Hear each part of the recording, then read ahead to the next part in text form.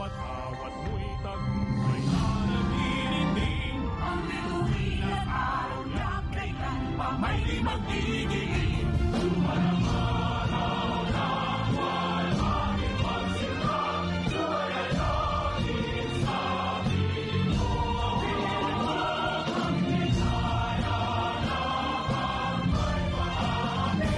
Ang mamatay ng dahil sa'yo.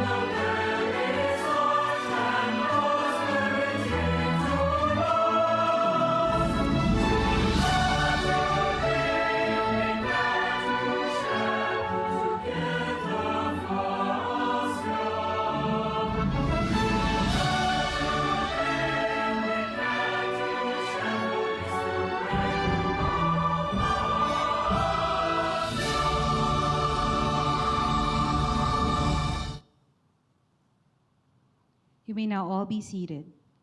Before we start this morning's forum, please direct your attention to the screens for the safety and security briefing. Thank you.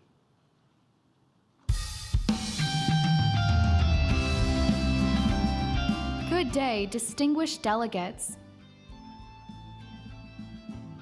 Before we begin today's meeting, we will provide a brief security and safety orientation to ensure full situational awareness and operational readiness for all ASEAN 2026 engagements.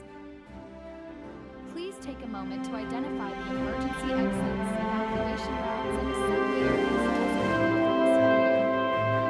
In the event of an emergency, security personnel and meeting marshals will guide you. We ask everyone to proceed calmly, avoid congestion, and move directly to the assigned assembly point until cleared to return. We also remind all delegates that strict information security protocols apply to every ASEAN 2026 meeting. No photography or recording of any kind. No posting or sharing of meeting content on public platforms. Confidential and classified documents must remain secured at all times. All electronic devices must be set to silent or vibrate. Keep personal belongings with you. These protocols are enforced to protect all information from unauthorized access or disclosure, ensuring the integrity and security of ASEAN 2026 operations. Before we proceed, a few housekeeping reminders. Please familiarize yourselves with the location of restrooms, lounges, and other support facilities within the venue. Morning and afternoon snacks will be served at the lower lobby, located just outside this meeting hall. Lunch for delegates will be held at Spices and Escalta restaurants, situated at the ground floor. The medical room is located at rooms 516 and 515 at the 5th floor, while the prayer rooms are available at room 0519 for male delegates and room 0521 for female delegates. Complimentary Wi-Fi is available.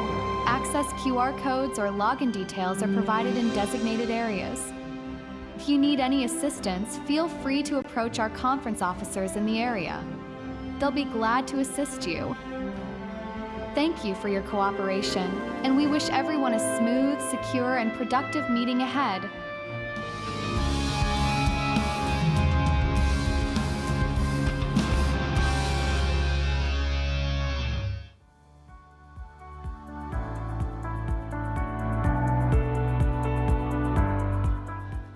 Excellencies, distinguished delegates, ladies and gentlemen, a pleasant morning, and welcome to the ASEAN Socio-Cultural Community Council High-Level Forum 2026. We are very much honored by your presence and commitment together in navigating an uncertain future and empowering individuals, families, and communities for a resilient and cohesive ASEAN. This forum serves as a venue to share reflections on the gains we have attained, the strategies we have yet to reinforce and adopt, and the entry points of cooperation we have to build and sustain as one ASEAN community. Today's discussions will center on how ASEAN can empower its peoples navigate complex and rapidly evolving challenges and explore how the three pillars can move beyond coordination and toward co-creation of a shared regional agenda. Now, to officially open the program and provide the keynote message, may we call on the ASCC Council Chair, the Secretary of Social Welfare and Development, His Excellency Rex Gatchalian.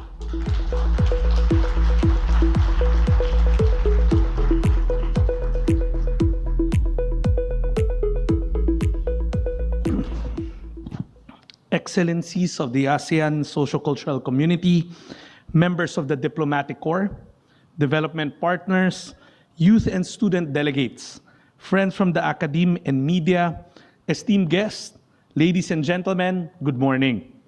It is my pleasure to address you today in this year's ASEAN Socio-Cultural Community High-Level Forum.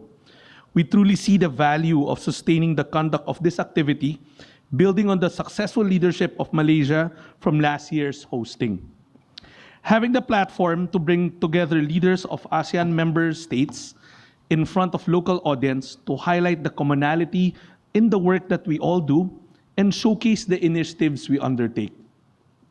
This kind of activity presents an avenue to start conversations and gain new perspectives in dealing with the multiple concerns of the region. For ASEAN community to appreciate and really be involved.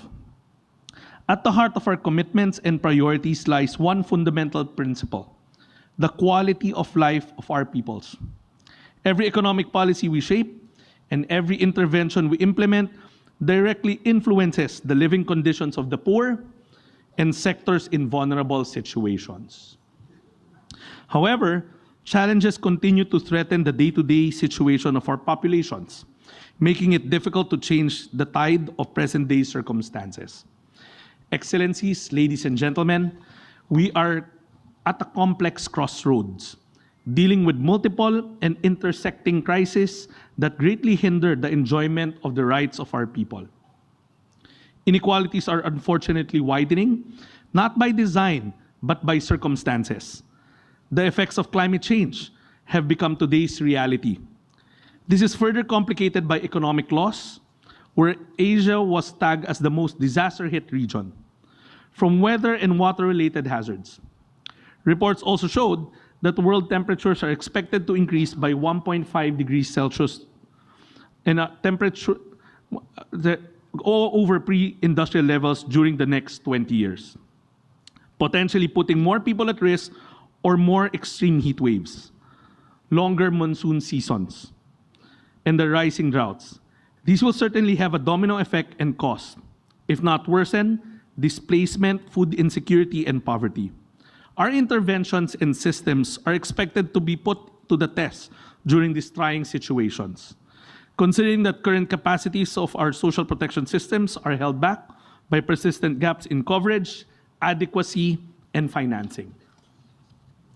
Excellencies, indeed, the issues we face are not merely complex. They are what experts call wicked problems. Wicked problems are deeply interconnected, constantly evolving, and resistant to single sector or short-term solutions. Each of these challenges reinforces the other. Excellencies, these are problems no member state can resolve alone. With these wicked problems that continue to affect the region, we are once again reminded of our role to strengthen our collaboration towards a resilient and people-centered community. Thus, today's forum, we shall navigate together complex and multifaceted issues, and we know how member states explore potential solutions to address the most pressing problems we constantly grapple with. We are now provided with the opportunity to directly hear from ASEAN member states through their ministers and head of delegations, as we answer difficult questions and highlight efforts of the ASEAN community amidst these trying times. We shall bring to the fore our experiences, insights, and vision, while bearing in mind the true reason why we come together today, the people of ASEAN. Excellencies, truly, ASEAN stands at a pivotal position as we steer and influence the discourse on how we can further empower families and communities, taking into account our shared regional agenda. Aligned with the ASEAN Community Vision of 2045, our discussions are a testament of our commitment to foster social inclusion, protect the vulnerable groups, and promote a sense of shared identity and community. The strength of ASEAN has always rested on cooperation, dialogue, and mutual respect. In confronting the challenges of our time, we must deepen these traditions and translate them into bold, coordinated action. At the same time, it is important that we zero in and bank on the experience of our communities and our indigenous knowledge and grassroots lessons to remain responsive to the current landscape of social development. It is important for us to acknowledge that there is no monopoly of knowledge. As we listen to our leaders, each presentation and conversation carries the stories of ASEAN peoples. With this realization, their voices need to be effectively represented in each discussion. For at the end of the day, it is them who will reap the fruits of our initiatives. Let this forum serve as a platform not only for discussion, but for meaningful commitments. Let us leverage on collective experience and shared innovative practices, and strengthen partnerships across governments, development institutions, civil society, academia, and the private sector. Above all, let us again remain guided by the very reason we gather today, for the betterment and empowerment of ASEAN peoples. Excellencies, when we navigate our future together with solidarity and purpose, we ensure that no one is left behind, and that every ASEAN citizen can look ahead with hope and aspiration. Thank you, and I wish us all a productive and forward-looking forum. Maraming salamat. Good morning to all.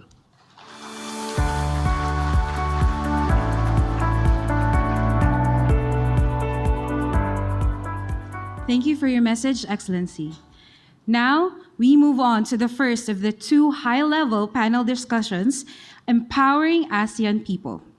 Joining us are the Minister of Social and Family Development of Singapore, His Excellency Masagos Zulkifli,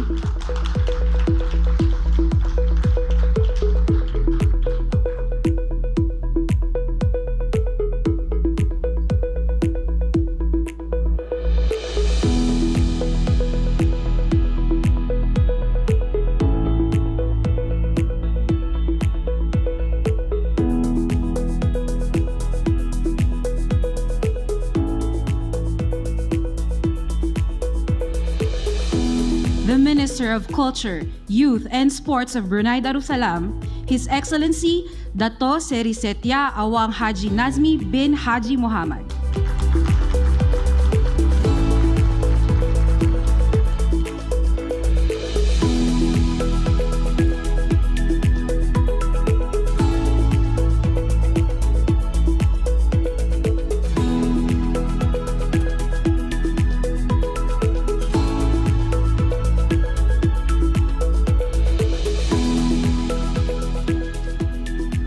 The Technical Advisor on Social Development of Thailand, Her Excellency Sirilak Mima.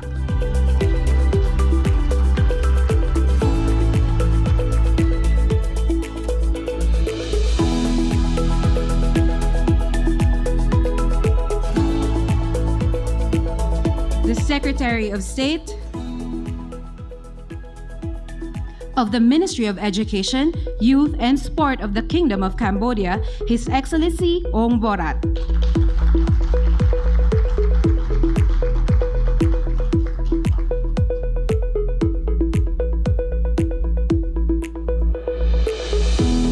The Deputy for the Coordination of Family Quality Improvement and Population Affairs of Indonesia, Her Excellency Boros Riastuti Sulistianingrum.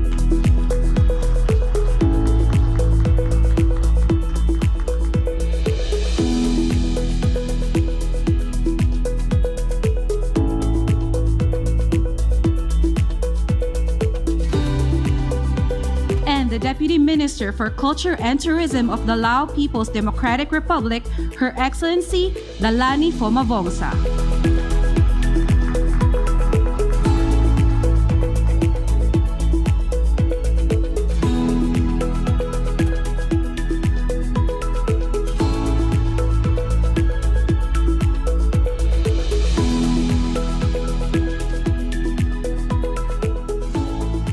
Excellencies, you may take your seats. Our first panelist entered politics in 2006. He was elected as a Member of Parliament for Tampines Group Representation Constituency and appointed as Senior Parliamentary Secretary for the Ministry of Education. Prior to that, he worked in Singapore Telecommunications Limited and last held the position of CEO of Singtel Global Offices. From 2008 to 2020, he held other positions in Singapore government within the Ministries of Foreign Affairs and Home Affairs. To share his ideas on empowering families and communities as agents of change, please welcome the Minister of Social and Family Development of Singapore, His Excellency Masagos Zulkifli.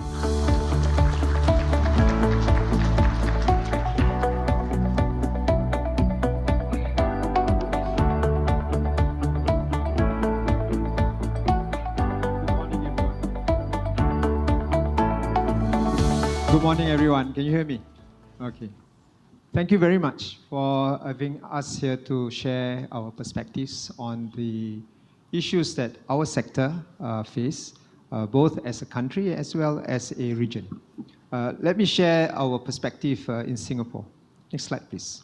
One of the challenges I faced when I go into a new ministry is the first 100 days to see what the ministry is about and therefore what to do next. Because as a minister, you need to also rally people around a vision, a forward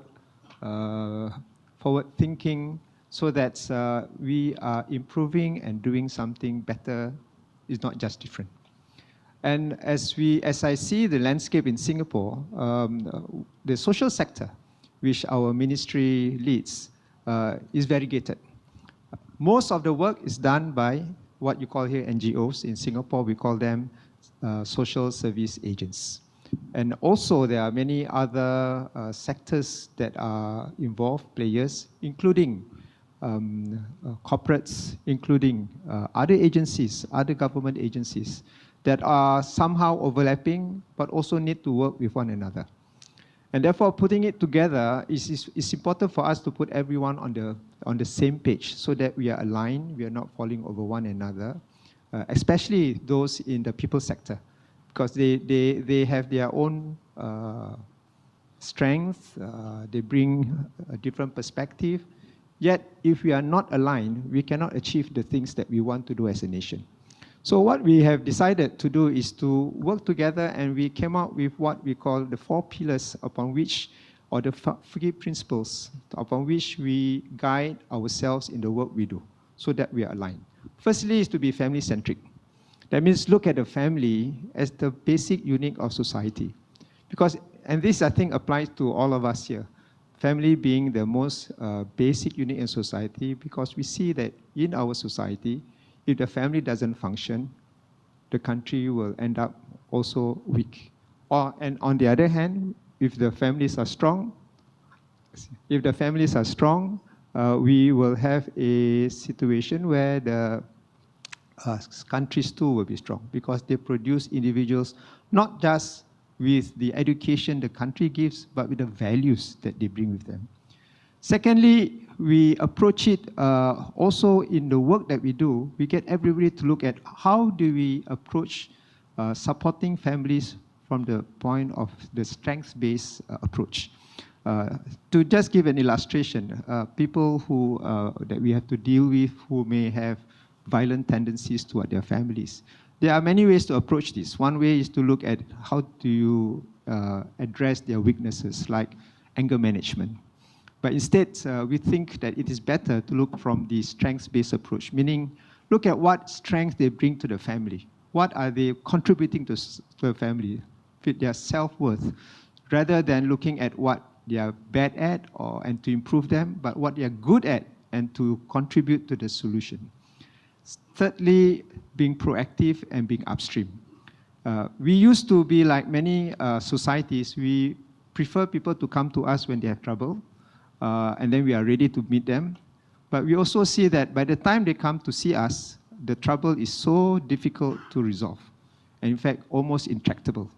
So now our approach for the last 5-6 years is to go upstream and to meet and to know who would probably get into trouble, who would probably need help now, and go and knock doors and meet them before they even come to see us.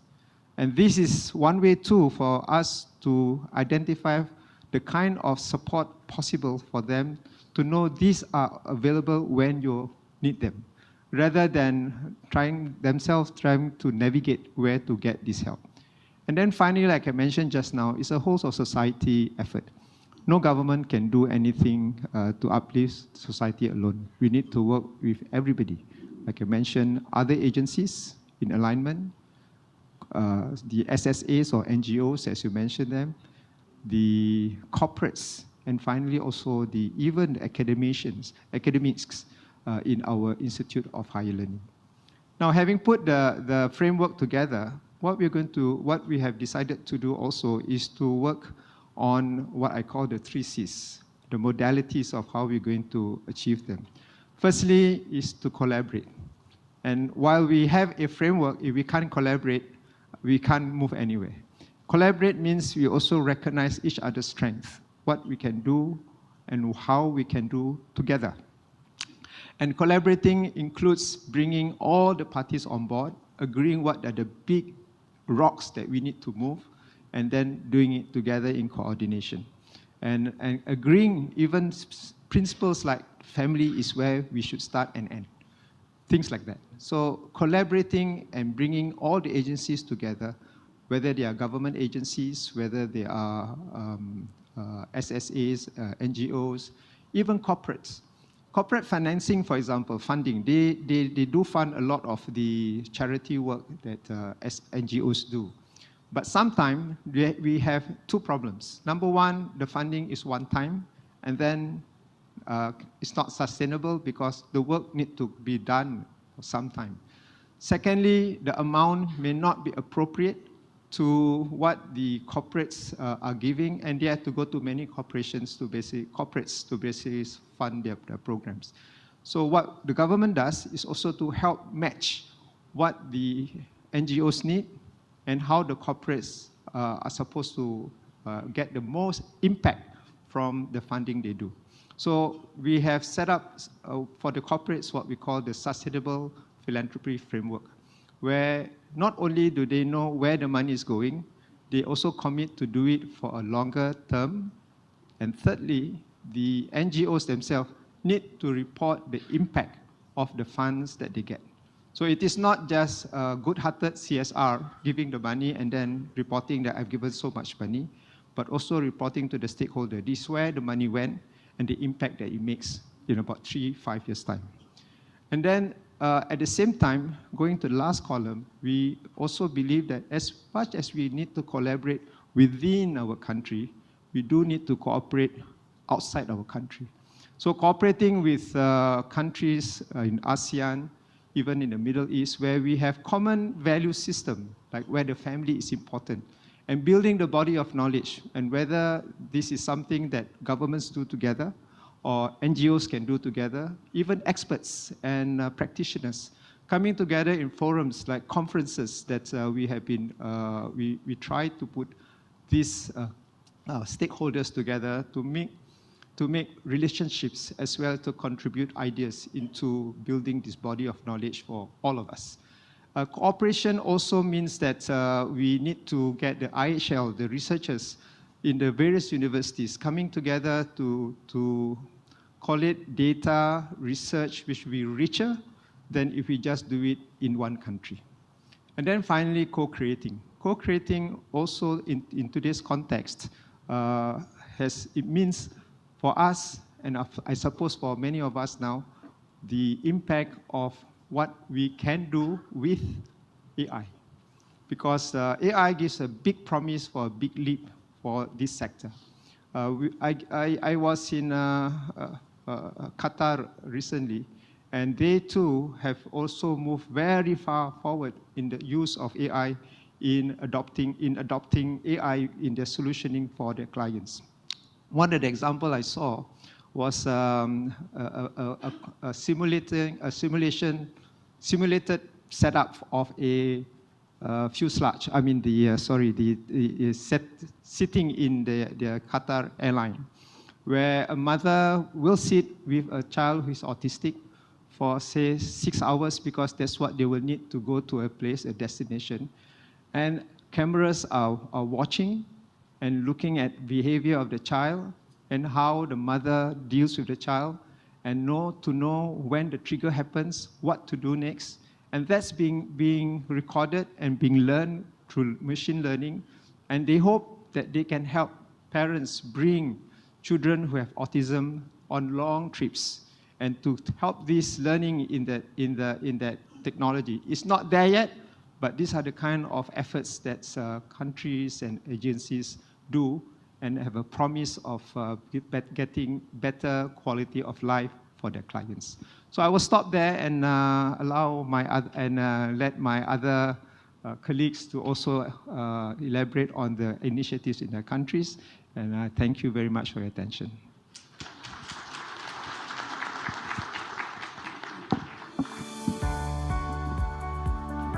Thank you, His Excellency Zulkifli. Our next speaker began his service with the government of His Majesty the Sultan and Yang Departuan of Brunei Darussalam upon graduating from the University of Brunei Darussalam in 1991. He is married and blessed with 3 sons and 2 daughters. To discuss youth as architects of ASEAN future, may we call on Minister of Culture, Youth and Sports of Brunei Darussalam, His Excellency Dato Seri Setia Awang Haji Nazmi bin Haji Muhammad.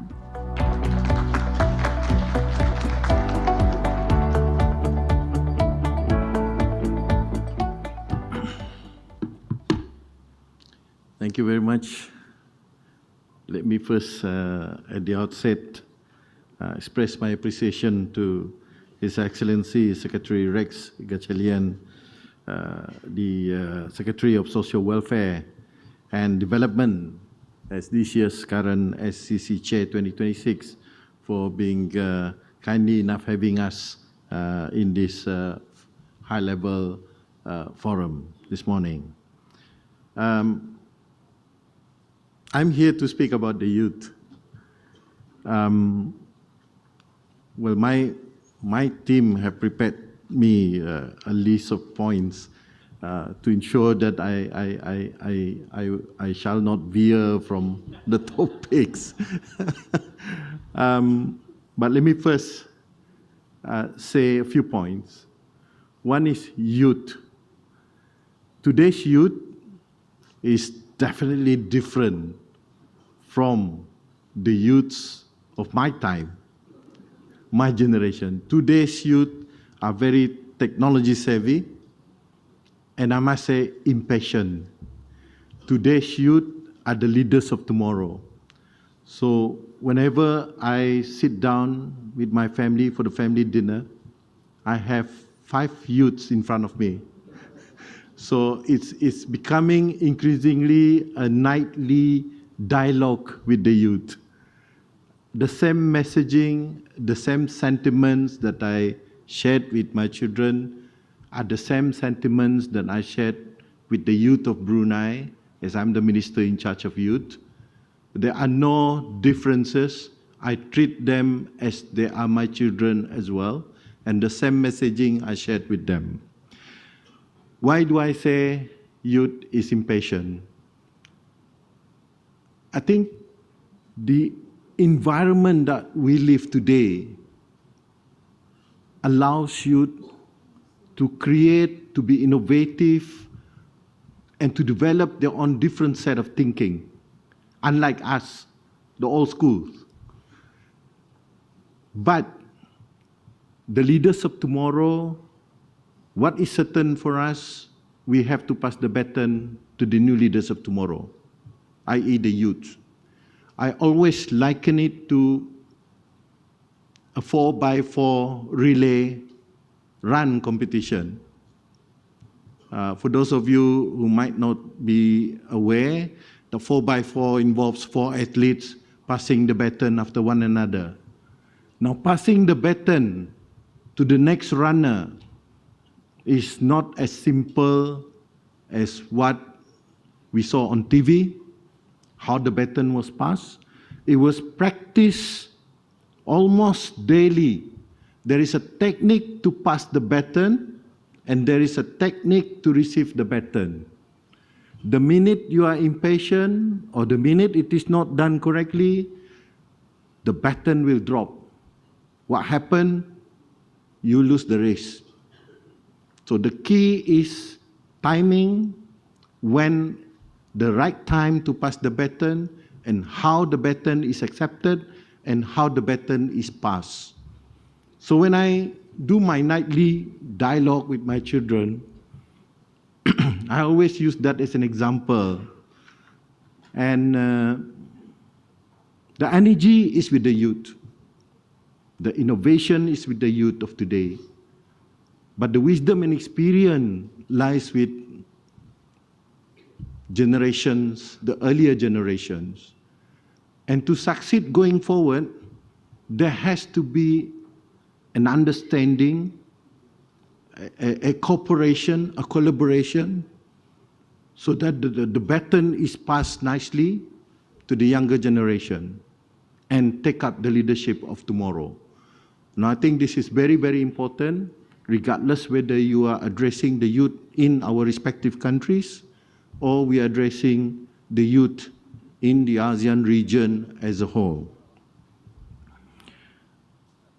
Youth is ASEAN's multifaceted asset. They are not passengers in ASEAN journey, but they are co-navigators and co-architects. As we in ASEAN moves toward ASEAN Vision 2045, youth empowerment must be rethought and repackaged. Let me ask this question to myself and the audience. How can ASEAN move beyond the youth participation toward meaningful youth leadership and co-creation in policy making? And I refer to my colleagues' ecosystem that supports the family. Is still valid not only for families but beyond families, also valid for the youth. Firstly, youth that is anchored on ASEAN centrality. ASEAN today is different from ASEAN of the past. ASEAN today is grounded on ASEAN centrality. And there is no, we can't just work in silos. And that means the youth has to work together beyond the respective ASEAN member countries. Do our youth truly understand what ASEAN centrality means? ASEAN centrality, in essence, is ASEAN driving the architecture, the regional architecture, the international architecture beyond the ASEAN 11. Do our youth truly understand what are needed for future-ready youth beyond just technology, beyond just embracing the leadership of the future? They have to be familiar with the ASEAN architecture. They must understand how ASEAN's role as the primary driving force in shaping the regional architecture of tomorrow. Leadership begins with that good grounding in ASEAN values and strategic relevance. We've seen that particularly in today's geopolitical tensions.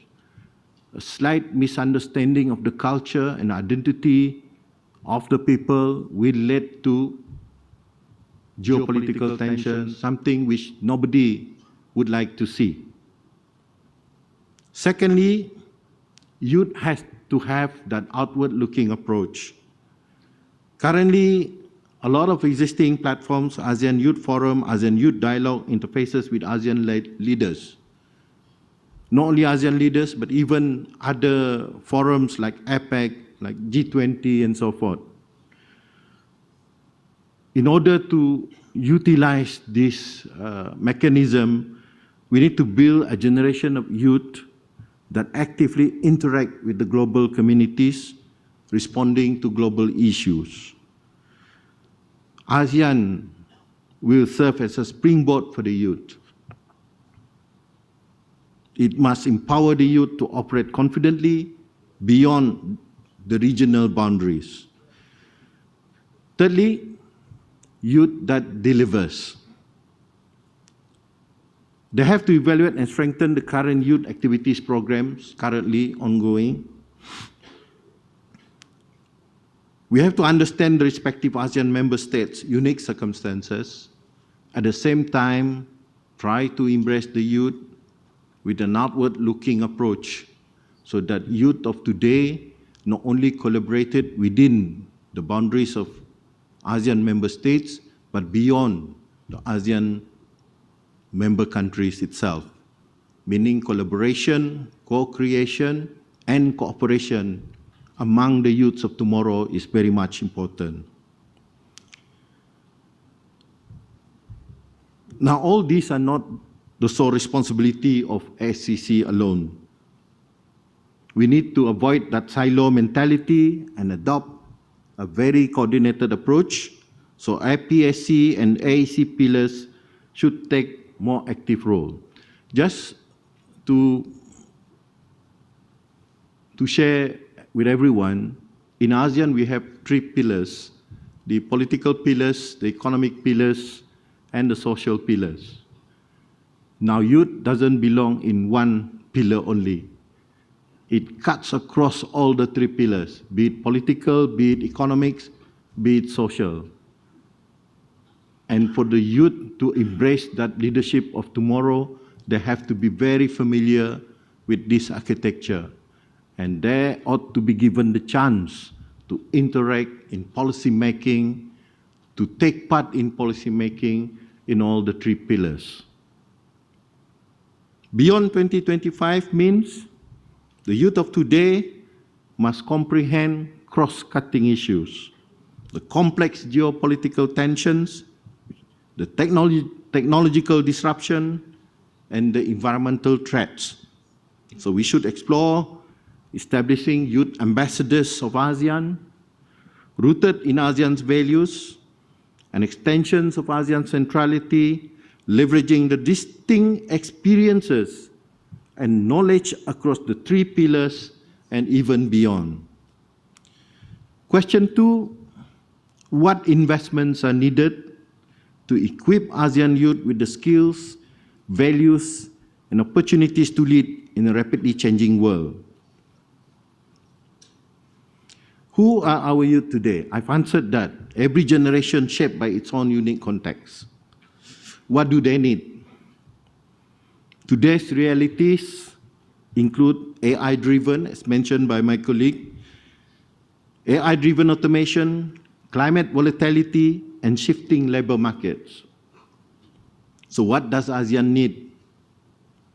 A future-ready youth, a socially responsible youth, and equally important, an outward-looking youth. So this requires building a resilient ecosystem that nurtures leadership across generations. So how do we do that? Education. I've said this once, I've said this again. Education is the game changer. Education remains the foundation of youth future, but beyond that, holistic transformation of education, youth-focused research and development, and lifelong learning, and bridging the skills to even include instilling mentorship, community philanthropy, and volunteerism. As we approach the 2030 Sustainable Development Goals deadline, for example, youth can be empowered as SDG champions, not only as advocates, but as solution builders, contributing to poverty eradication, climate action, and inclusive growth.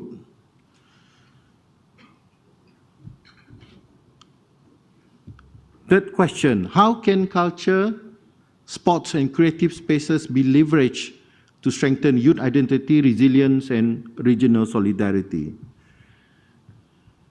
Culture, sports and creative sectors are not peripheral, they are central sectors and partnership platforms. As central sectors, they help shape identity, the resilience and the solidarity, and promote peace, tolerance and mutual understanding, and also provide safe spaces to navigate the differences among the different communities and countries. So as partnership platforms, it can help youth see one another not as a separate national identities, but as partners in a shared regional journey. It will allow ASEAN values to be internalized through lived experience. I'd like to share one example which we did in Brunei, as Brunei is also a member of the BIM Piaga sub-regional grouping.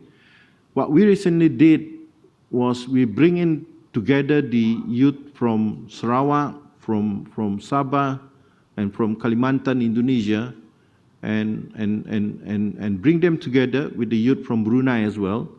And we organized a program, a bus ride program, from Brunei to Sarawak to Sabah. Well, it's not exactly a bus ride. They had to take a plane to go to Sarawak and Sabah and Kalimantan.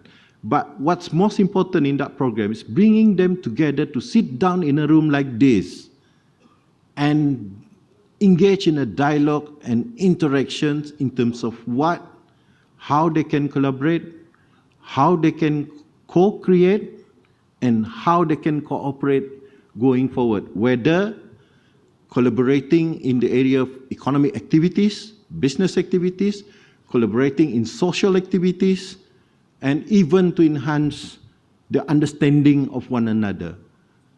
And the outcome of that, we hope when they assume and embrace the leadership of tomorrow, then they still have that networks and that connections within the sub-regions, and that will certainly equip them to take the leadership of tomorrow.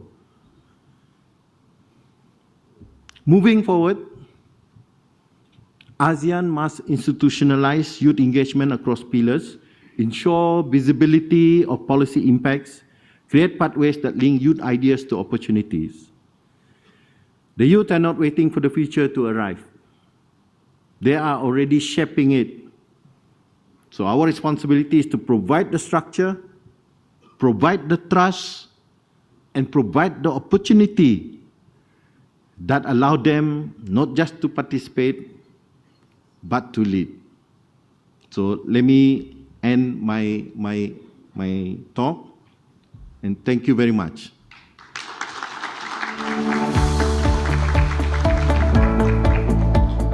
Thank you, His Excellency Dato Nazmi Mohamad. Our next panelist brought extensive experience in public service, having held senior leadership and technical positions in Thailand's social welfare sector.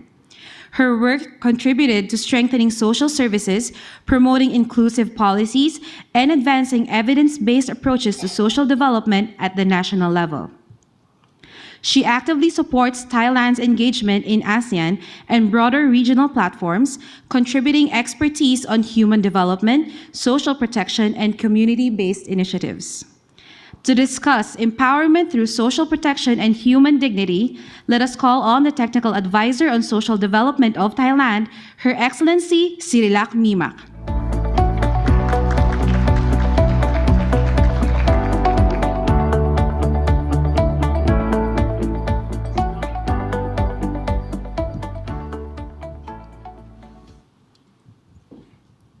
Excellency, distinguished colleagues, ladies and gentlemen, good morning.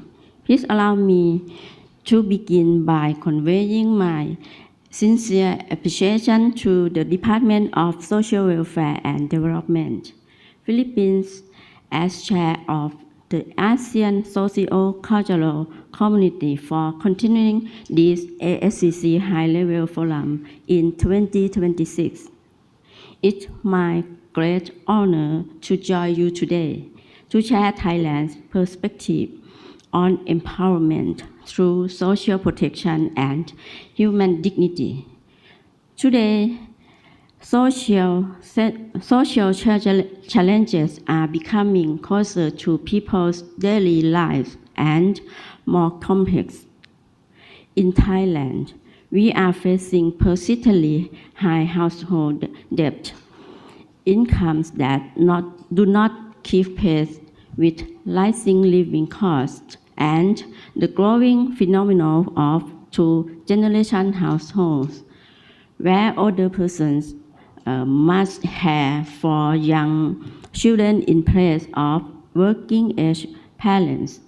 Persons with disability face a higher cost of living, including expenses for care, assistive devices, and transportation, which increases their vulnerability to multidimensional poverty. At the same time, our social workforce carries heavy responsibility, often working with fragmented data systems that limit efficiency and create fatigue. These realities remind us that social protection must not only protect, it must empower and restore dignity, and it must help families restart their lives with stability and hope. In Thailand, we are advancing this vision through the policy framework MSDHS Closer to You, reducing expenses, generating income, and restarting lives, led by Minister Akala Pompao. This initiative serves as a common operational framework for our personnel nationwide. Its purpose is clear. Every family, especially vulnerable families, must receive structured support, access their entitled benefits, and regain the ability to stand firmly again. The first principle of empowerment is reducing the burden on vulnerable households. Social protection must enhance access to life for the whole family. We are strengthening data-driven identification and screening to ensure that support reaches those who truly need it. Provincial offices conduct proactive outreach using integrated databases to identify vulnerable group families accurately. Immediate referrals are made to nearby local service units so that assistance is not delayed. Empowerment also means generating income measures. We promote holistic family development both socially and economically. Integrated community wellness centers, known as Ruom Suk centers, have been established across all 76 provinces nationwide, connecting income support, skills development, and social services within one coordinated system. We also continue advancing the care economy by working with other government agencies, the private sector, and civil society to create employment opportunities that allow each one to earn income, while caring for children, older persons, and persons with disabilities. Another key pillar is targeted debt management through those centers who also proactively identify families in financial distress, provide structured counseling, facilitate referrals, and ensure continuous follow-up. The goal is not only debt resolution, but rehabilitation and long-term resilience. We want families to regain confidence, stability, and the opportunity to restart their life. These efforts reflect a broader lesson for ASEAN. Social protection must be integrated, proactive, and data-informed. It should reduce duplication while strengthening information linkages and enhancing cross-sectoral coordination, particularly with local authorities to ensure tangible outcomes. Income transfer, care services, employment programs, and community networks must work together to empower our people. As a result, reductions in household expenses, increased income, and family recovery serve as measurable indicators of restored dignity. Beyond integration, social protection must also remain responsive to emerging risks as climate shocks, aging populations, and digital transformation intensify across our region. We must mitigate their adverse impacts, including rising living costs, unemployment, and digital exclusion, particularly among older persons, persons with disabilities, and low-income households. Therefore, responsive requires strong data system, proactive outreach, and continuous monitoring. It also requires sustainable financial and evidence-based planning to guide future resource allocation. Social protection is not merely a policy instrument. It is a reflection of who we are as societies. It demonstrates whether we truly leave no one behind. Through initiatives such as MSDHS, Closer to You, First Family First, the Care Economy, and Room Suk Centers, Thailand is committed to building a social protection system that reduces burdens, creates opportunities, restores hope, and upholds human dignity.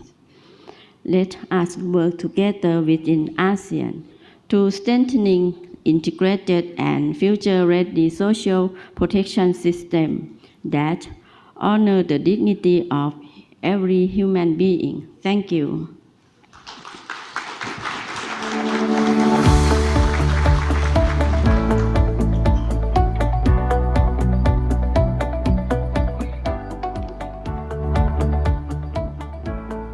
Thank you, Her Excellency Sirilak Mimak. Our next speaker is renowned for his expertise in financing, monitoring, evaluation, and both national and international student assessments. He holds a PhD in Students' Learning Assessment, equipping him to critically address persistent gaps in educational outcomes and equity, quality in students' assessment to inform teaching methodology and policy development across diverse senior leadership portfolios. As the current Secretary of State and Director of the Deputy Prime Minister's Office, Ministry of Education, Youth, and Sport of Cambodia, he spearheads transformative education reforms through strategic national policy development and system-wide enhancements.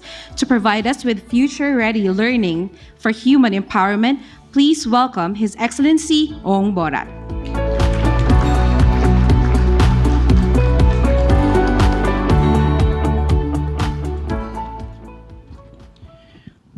Your Excellency Rex Gatchalians, ASCC Council Chairs, Your Excellency ASCC Minister of the ASEAN Member State, Your Excellency, ladies and gentlemen, good morning. It's my great pleasure to be a panelist at the High-Level Forum of the ASEAN Socio-Cultural Community in the Philippines. Thank you for allowing me to share my view on the topic empowering Asian people, especially on a specific topic with regard to future-ready learning for human empowerment. I think these topics is already 45, which are clear enough to place people empowerment at the very heart of the ASEAN journey, and of course, education and lifelong learning are central to these missions. They are not only tools for employment, but also pathway to dignity, resilience, and good citizenship. Empowered citizens are the foundation of a resilient ASEAN. May I break our attention into 4 points. Number 1, for our children from K to 12, we should focus on the strengthening of the foundational learning and digital readiness. We must guarantee that all students develop proficiencies in reading and mathematics through the evidence-based approach, through a well-structured teaching methods, and effective support from our teachers to close the learning gap. Furthermore, the digital skills should be introduced at the early stage by introducing many digital platforms, equip them with the basic ICT skills, and improvement of the digital literacy to build a strong foundation for the digital readiness, so that our classrooms are also shifting towards a thinking skill pedagogy, emphasizing on project works, collaboration, inquiry, and the real work problem solving. Number 2, we need to prepare our learner for future of work through a clear educational pathway and skill orientation for our students from post-primary education and also transforming the teaching practice to emphasize, apply, innovative, and competence-based education. We need to connect education to the economic transformations by modernizing technical education and skills training to attract motivate learner, aligning our program with economic needs and establishing a robust ecosystem that connects students, skill training provider, enterprise, and community. Number 3, the first 2 focusing on our in-school children and how we should think about our skill level. We need to establish a skill development system that is called industrialist and outcome-based and outcome-focused by focusing on 3 domains: upskilling program, pre-employment program, and reskill training program. Last but not least, number 4, in order to prepare our people and young generation ready for the human empowerment, active citizens, and resilience, especially for the lifelong learning purpose, we must define factors that impact the most to our current and future society. There are a lot, but let me raise one, which is digitalization. In the rapid evolving digital age, it is very essential for our students and young people to develop a comprehensive set of fundamental skills that will prepare them for the success in both their personal and professional life.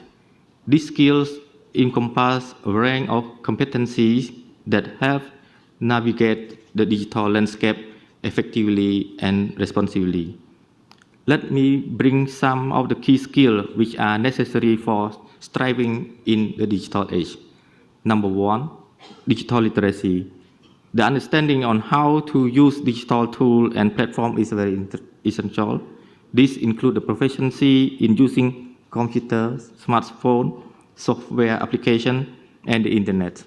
Students should be familiar with the common tools, social media, and online communication. But anyway, digital tools have both positive and negative impacts. Number 2, information evaluation.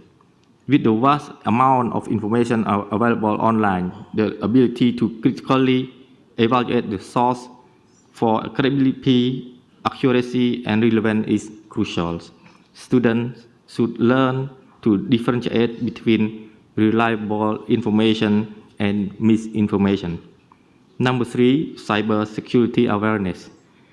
Understanding the basics of online safety, including protecting personal information and recognizing cyber threats, is also essential. Students should be aware of the best practice of maintaining their privacy in the digital space. And number four, effective communication. In today's interconnected world, strong communication skills are vital. Young people should learn to express their thoughts clearly and precisely in a written and verbal formats. Number 5, teamwork. Young people should develop skills in teamwork to do resolution finding and utilizing digital collaboration tools to enhance productivity. Number 6, of course, critical thinking and problem-solving skills. Young people need to be equipped with a strong analytical skill to assess situations, identify problems, and finding solutions. Number 7, adaptability to the change. The digital age leads to a rapid change in various aspects. Students must be open to the change and willing to learn new things, cultivating a mindset of resilience and continuous improvement. Number 8, cultural diversity. Young people should learn, understand, and respect diverse perspectives and cultures.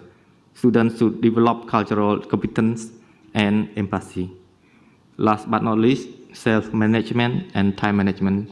Students should learn on how effective self-management is, the prioritizations, goal setting, and manage time wisely.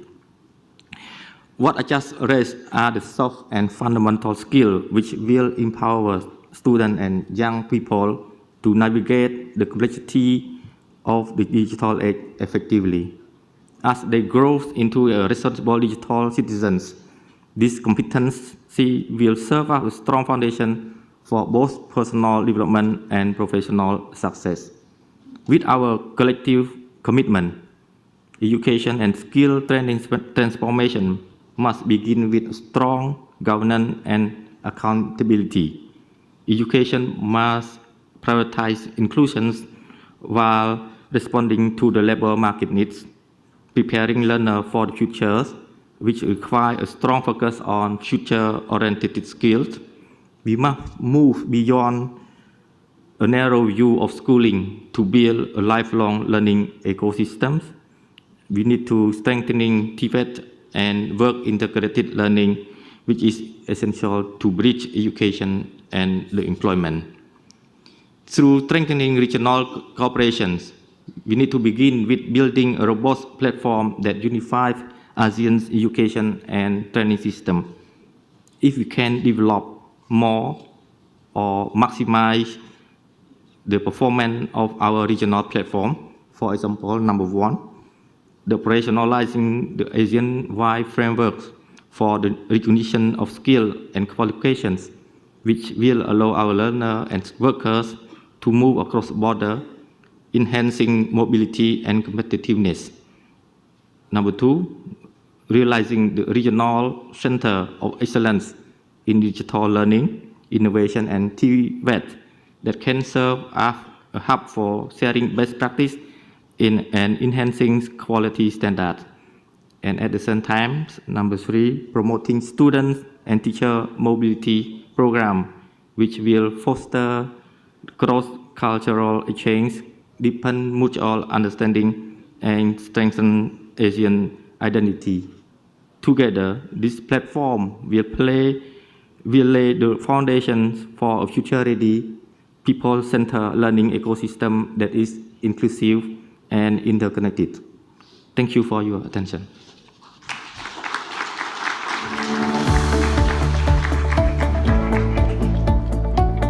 Thank you, Dr. Bora. Our next speaker has nearly 3 decades of public service experience. She held key leadership roles in family development, poverty alleviation, and multilateral cooperation. Prior to her current post, she served as Deputy for Coordinating Quality Improvement of Children, Women, and Youth in 2023, and as Director for Family, Women, Children, Youth, and Sports in 2016, where she demonstrated sustained expertise in advancing inclusive human development policies. Today, she will enlighten us on the whole of society empowerment, integrating human development, culture, and governance for resilient ASEAN communities. Please welcome the Deputy for the Coordination of Family Quality Improvement and Population Affairs of Indonesia, Her Excellency Woro Srihastuti Sulistianingrum.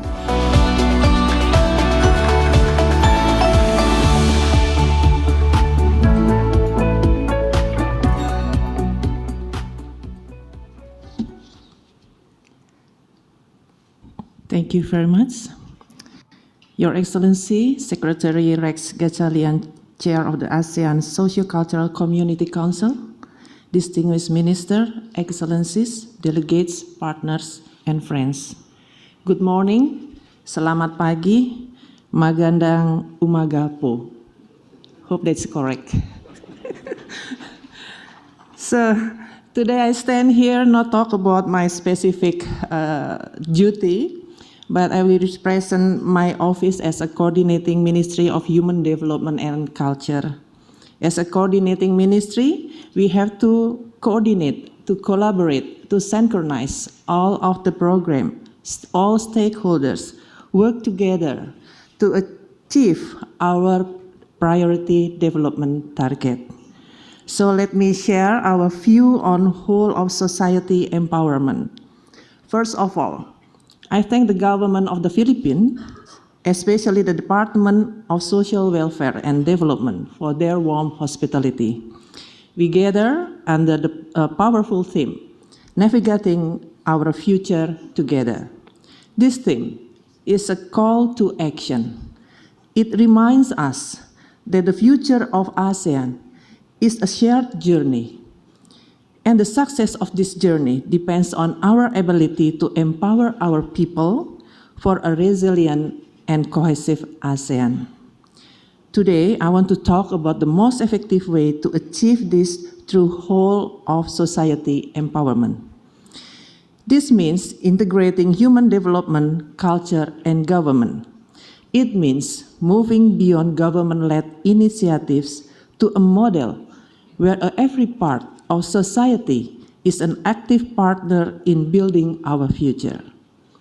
Excellencies, our region faces complex challenges: climate change, economic shifts, and public health crisis do not respect borders. Digital disruption is changing the way we live and work. These are not problems that the government can solve alone. Top-down solutions are no longer enough. We need a new approach, an approach that unlocks the potential of all our people. This is the core of the whole of society approach. It is about shared responsibility. It is about recognizing that civil society, the private sector, academia, and also communities are not just beneficiaries of development. They are agents of development. When we empower our community, we build resilience from the ground up. When we partner with the private sector, we drive innovation. When we listen to our youth and our elders, we create policies that are just and sustainable. This is how we build a truly cohesive ASEAN, not by imposing uniformity, but by weaving together the diverse strengths of our societies into a stronger, more resilient whole. So, how do we put this into practice? There is no single blueprint, but we can build a shared framework based on 4 key strategies. First, we must institutionalize this participation. We need to create formal, structured mechanisms for citizens to participate in planning and budgeting. This moves us from simple consultation to genuine co-creation. Second, we must empower from the ground up. This means promoting community-driven development or CDD. We must trust our local communities, give them direct grants and technical support. Let them identify their own needs and manage their own solution. Third, we must foster multi-sector partnership. We need to build platforms that bring government, private companies, philanthropy, and academia together to achieve common goals, like the Sustainable Development Goals. Fourth, we must embrace digital innovation. Technology can make governance more transparent, inclusive, and efficient. Digital platforms can give a voice to those who have been silent for too long. These four strategies create a powerful cycle. Participation builds trust. Empowerment builds capacity. Partnership builds synergy. And technology accelerates it all. Excellencies, this is not just theory. In Indonesia, we have seen these strategies work. To accelerate the achievement of SDGs Goal 1, No Poverty, Indonesia has designed 3 integrated strategic programs. First, reducing household expenditure through strengthened and well-targeted social protection schemes. Second, increase income through economic empowerment and sustainable livelihood development. Third, accelerating the reduction of poverty pockets, particularly in slum and disadvantaged areas, through targeted area-based intervention. These programs are implemented through a multi-stakeholders approach involving central and local government, academia, civil society, and the private sector. The government also encourages active participation from communities and businesses as part of their social responsibility commitments to ensure inclusive, collaborative, and sustainable poverty reduction efforts. Multi-stakeholder approach is applied to address various other human development issues, such as stunting and disasters. To further strengthen this effort, we have Musrenbang, or Development Planning Forum. It is a mechanism that institutionalizes participation from the village level all the way to the national level. Through our digital e-Musrenbang platform, we are making this process more transparent and inclusive. We know that Indonesia is not unique. We see that the spirit of this approach across our nation, across ASEAN family. For example, in Singapore, the Total Defense Framework and Community Development Councils show a powerful model of a whole-of-nation approach to security and social cohesion. In the Philippines, the Kalahisi IDSS program is a shining example of community-driven development, empowering barangays to take charge of their own progress. In Thailand, the sufficiency economy philosophy provides a cultural foundation for sustainable development, guiding communities to live in harmony with their environment.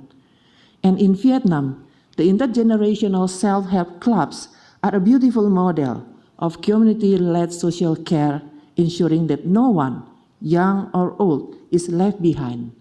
And in Malaysia, the Rukun Tetangga and the new WOGOS framework show a clear commitment to strengthen community bonds and multi-sectoral governance.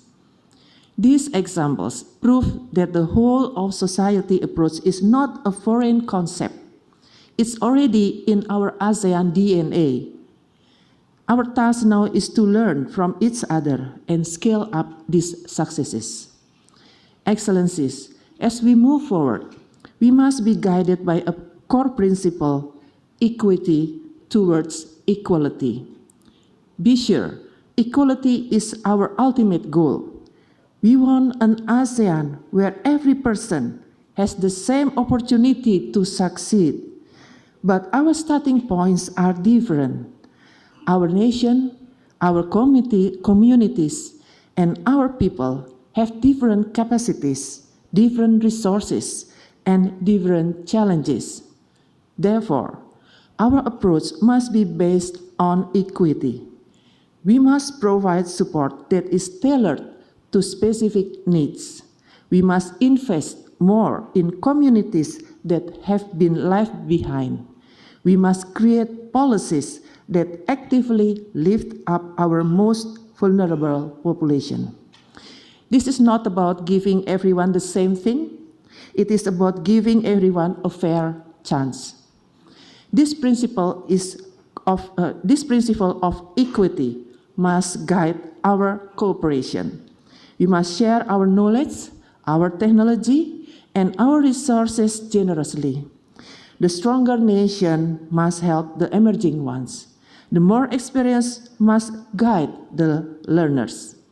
By working together with a spirit of equity, we can accelerate our collective journey towards a future of true equality for all people in ASEAN. Excellencies, friends, the path to a resilient and cohesive ASEAN lies in the empowerment of our people. It lies in the strength of our community. It lies in the power of the whole of society approach. Indonesia stands ready to share our experiences, both our successes and our failures. We are eager to learn from the wisdom and innovation of our ASEAN brothers and sisters. I propose that we establish a dedicated ASEAN platform for whole of society practices. A platform where we can systematically share best practices, conduct joint capacity building programs, and develop regional standards for participatory governance. Let us make a commitment today, a commitment to move beyond words to concrete action. Thank you, terima kasih, maraming selamat.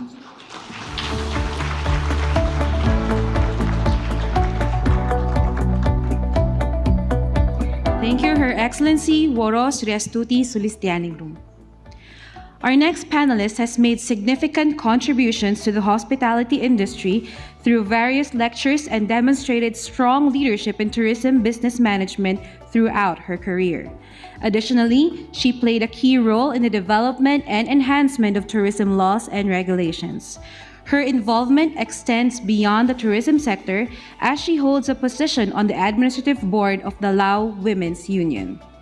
To help us understand more about culture and tourism as enablers of inclusive growth and community empowerment, please join us, the Deputy Minister for the Lao People's Democratic Republic, Her Excellency Dalani Fomavongsa.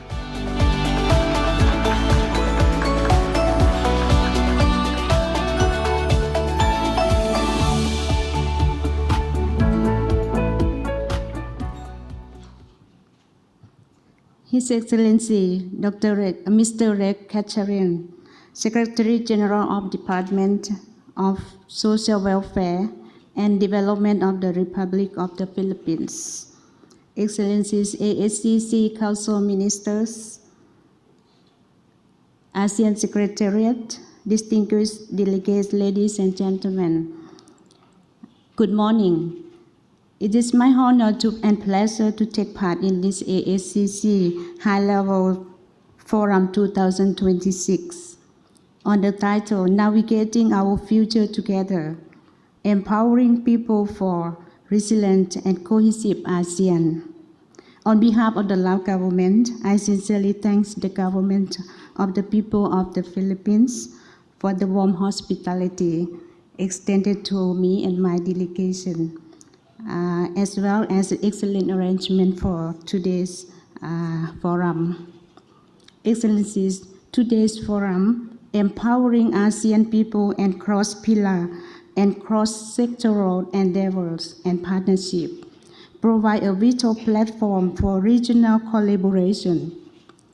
I would like to focus specifically on our first panel, which is explore how we can empower the people of ASEAN through three thematic pillars: leveraging culture and tourism for inclusive livelihood, strengthening and share identity while safeguarding local traditions, and advancing regional strategies for sustainable community-based tourism. Guided by the 10 5-year ASEAN 5-year National Socio-Economic Development Plan and the 5-year Culture and Tourism Development Plan 2026-2030, I believe that culture and tourism are more than just a sector of ASCC and AEC pillars. They are the heartbeat of our communities, resilient and vital bridge to our ASEAN future. The Lao vision is to develop, promote, and manage with the focus on robustness, modernity, and inclusivity, ensuring the comprehensive participation of all sectors of the society. By positioning Laopedia as a premier sustainable destination, we will transform tourism into economic spearhead, deeply integrated within both regional and global markets. To achieve this goal, we are leveraging our living heritage beyond our ancient places. It is our intangible cultural heritage that truly empower our local community and serve as a potent source of soft power. Today, we are proud to showcase our UNESCO-recognized elements, including can music of the Lao people, the traditional craft of Dhaka motif, weaving of the Lao community, and also the Phon Labong Lao or Labong Lao dance. Most excitingly, this year, national dish Lap is under consideration of UNESCO Intangible Cultural Heritage status. Lap is more than a popular menu. Its very name means like luck and prosperity. In the rural community of Laopedia, preparing lap is a common act and embodies sharing, unity, and profound spirit of togetherness. Through gastronomy tourism, we are transforming our traditional kitchen into classroom for the world, initiated by Manichan Garden and supported by the Lao Association of Travel Agency and Ministry of Culture and Tourism. We now offer authentic Lao cooking courses. This program allows international visitors to master the art of Lap, ensuring that taste of Lao culture not only foster global understanding, but also generates sustainable income for our local communities. Another example, Visit Lao Year 2024, we highlight the traditional craft of Naka motif, weaving by hosting uniting threads, strengthening ASEAN's and China traditional textile traditions, the 9th ASEAN Traditional Textile Symposium. This gathering allowed artisans to exchange techniques and foster a regional marketplace of ideas by creating opportunity for young Lao artisans to remain in their village and refine their craft and sustain livelihood, reducing migration to urban centers, and strengthen our shared national and regional identity. In this way, intangible heritage become a living part of our economy. Excellencies, ladies and gentlemen, aligned with the advancing regional strategy for sustainable community-based tourism in the Nathong village in Wang Vieng is a good example for effective community management. Under the guidance of the government of the village administrative lead tourism operation at the Thampukam Blue Lagoon.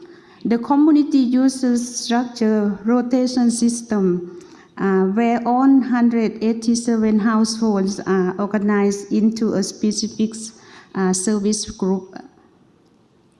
This group take turn to manage various activities such as ticketing, life jackets rental, food and drink services, and selling handmade textiles. This model ensures that every family has an equal opportunity to participate in the management of the site. This organized approach has significantly improved the quality of life of all residents.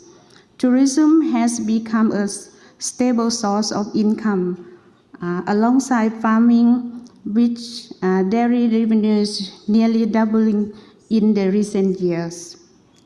The income is shared fairly between individual families and the government, and also the village fund used to improve the road and public facilities in the village, while the community worked to overcome challenges like waste management and language barriers.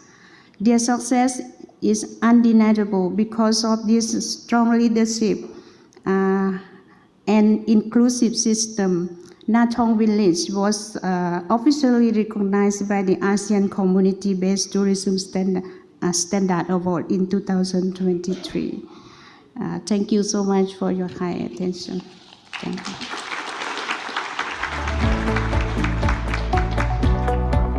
Thank you, Her Excellency Dalani Fomavongsa.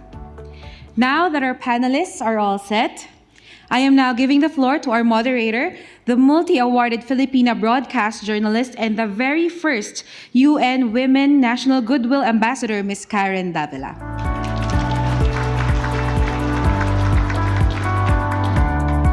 Hello, good morning, everybody. All right, can I have everybody stand up? Stand up. Thank God I saw somebody lift up her hands. All right, stand up, shake your hands. Shake, wake up, wake up. I don't think you can drink coffee because, I don't know, they're not serving coffee. But are you up? Are you up? All right. So I think you can sit down now. I think that the focus clearly of our discussion this morning for the first panel, if you can make my microphone a little louder, right? So I want until the last person in the room to be up. Now, ASEAN has a population of 700 million people. That's how powerful ASEAN is. And it is true that the power of ASEAN really stems from what they call as soft power, which is the power of the people that starts with families, communities, and the youth. And we can't say that enough, that compared to other parts of the world, whether it be North America, the Americas, or in the European Union, parts of Europe, it is in Asia and in ASEAN where the world is growing. So we're going to talk about how we can all learn from each other and what we can do to actually build what I call the biggest struggle of ASEAN is the ASEAN identity. So I want to start first with Minister Masagos. I think one of the biggest challenges of Singapore is essentially you have an aging population. I think in the coming years, in 2015, 15% of the population of Singapore was above 65 years old, and pretty soon 20% of your population will be above 65. So you do have challenges when it comes to labor, right? And of course, birth rates as well. What is the government doing to essentially battle these challenges? It's not the question you prepared for, but why not? Thanks, Karen. You sound like a Singaporean, you know? Because when Singaporeans ask question, the first question they ask, what's the government doing about it? I think it is a we problem rather than a government's problem. And this TFR, declining TFR, and then consequently a super aging society that we are already facing, is a question that everybody in this room should really think about. Sooner or later, our societies will get there. When the TFR start to fall, or marriages don't start to form, or marriages happen later, we are all going to see the same problems Singapore is facing right now. And so far, I have not seen any country which has already passed that inflection, turn it around. If they can, never more than 1 or 2 years. So why is it 1 or more 2 years? Because that's when the governments usually intervene and put money or throw money into the problem. But as we all can see, everywhere in the world, this is a hygiene problem. The money is important in terms of keeping cost of living, addressing cost of living. But the real issues really is about getting people together, married, and having families. And therefore, that's why in Singapore, we look at the formation, family support, whatever kind of family, whatever state the family is in, whether they are okay family, or they are families who are vulnerable, or families who are in trouble, even temporarily or not. But to make family a way of life that people see as not as a burden, but as a promise of better life, not just economically, but also a promise of living as a social human, fulfilling that desire to be with others. Yeah. Singapore is a first world nation in ASEAN. What is the government right now? Are there incentives, for example? At one point, we did hear of China giving incentives, or even other countries in Asia give incentives for families to have another child, a second child, a third child. Would you be able to share what Singapore is doing right now? Okay, I cannot remember the numbers exactly, but the moment a child is born, the parents get cash. I think in the tune of $10,000 in the parents' pocket. $12,000, $11,000. They just increased it. Yeah. And then on top of that, there is a contributing account where for every dollar that the parent puts in, the government puts in $1. And that goes for all children. So, yeah. One more thing. Just last year, we introduced another incentive where if you have a third child or more, every child gets $1,000 every year until she's 6. Yeah. So incentives are there. Even for the lower income, there are top-ups that we give more than people who are higher income that should meet their needs on a daily basis. So clearly, Singapore is putting its money where its mouth is, right? That's one thing for sure. With Dato Nazmi, you essentially focused on the youth, and I completely agree that ASEAN should start centering on the youth. The youth is anchored in ASEAN centrality. It is one of our core assets. But what do you think can ASEAN do, all the nations as a whole, to really uplift, empower the youth, and make the youth the next driver for ASEAN? What aren't we doing? What are we doing? Thank you, Karen, if I may call you Karen. I think the ASEAN governments, ASEAN member states government has done, it's not zero, they've done something. Both at the individual ASEAN member states level, as well as at the regional level. At the regional level, whenever the leaders meet, the ASEAN leaders meet, they always involve participations from young people.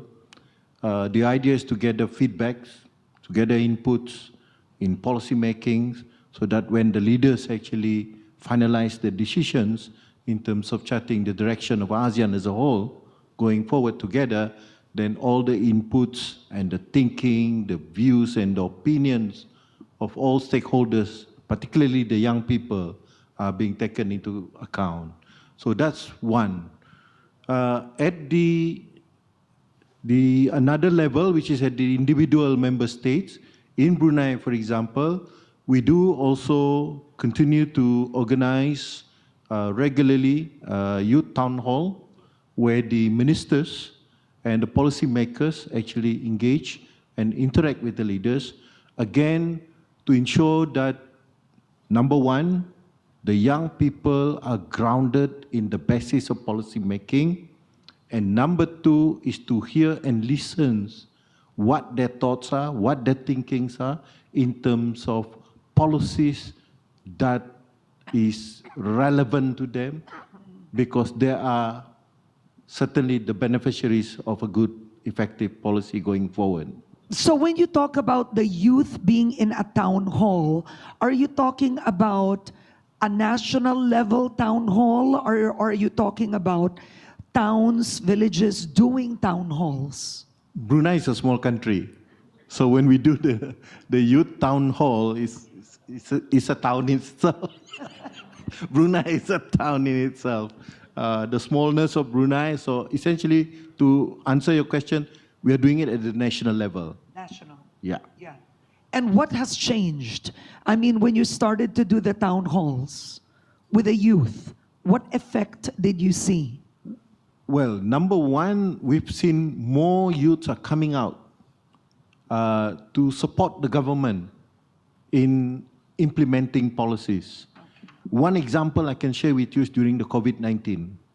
Disaster struck, resources are spread out thin, and the youths are the group that actually stepping in to help and support the government dealing with disasters such as COVID-19. So I think that's not only in Brunei, that's not unique in Brunei. I believe all the ASEAN member states has undergone that experience where our respective youth actually coming out, stepping up, if you like, to, the country calls them, the needs calls them.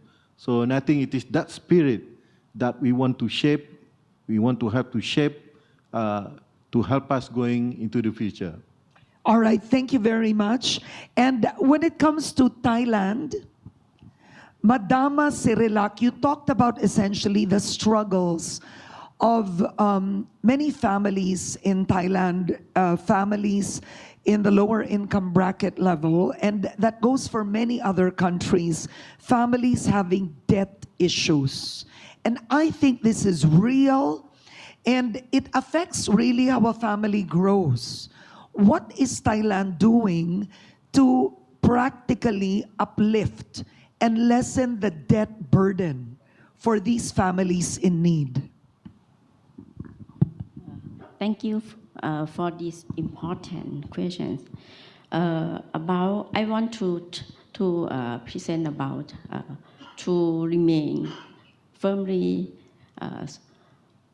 families to ensure social protection investment is important.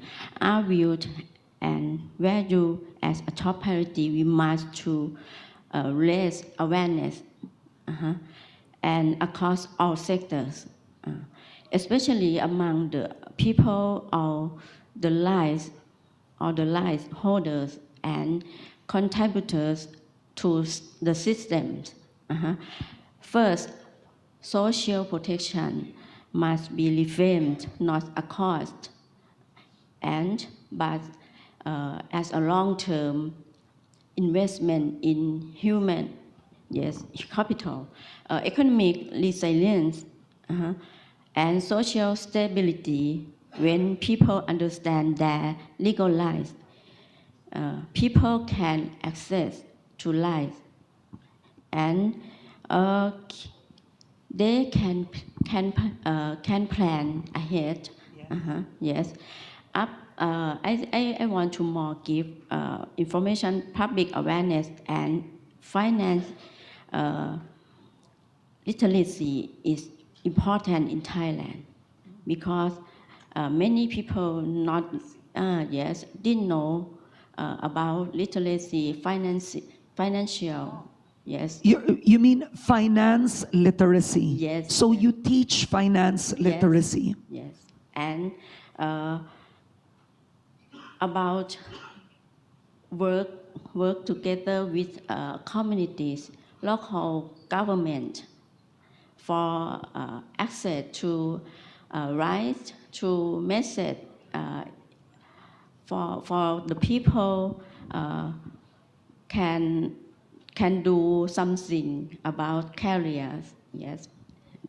I think that's quite interesting because finance literacy is a challenge all over the world. And compared to men, women know less about finance. I mean, from whatever sector a woman belongs.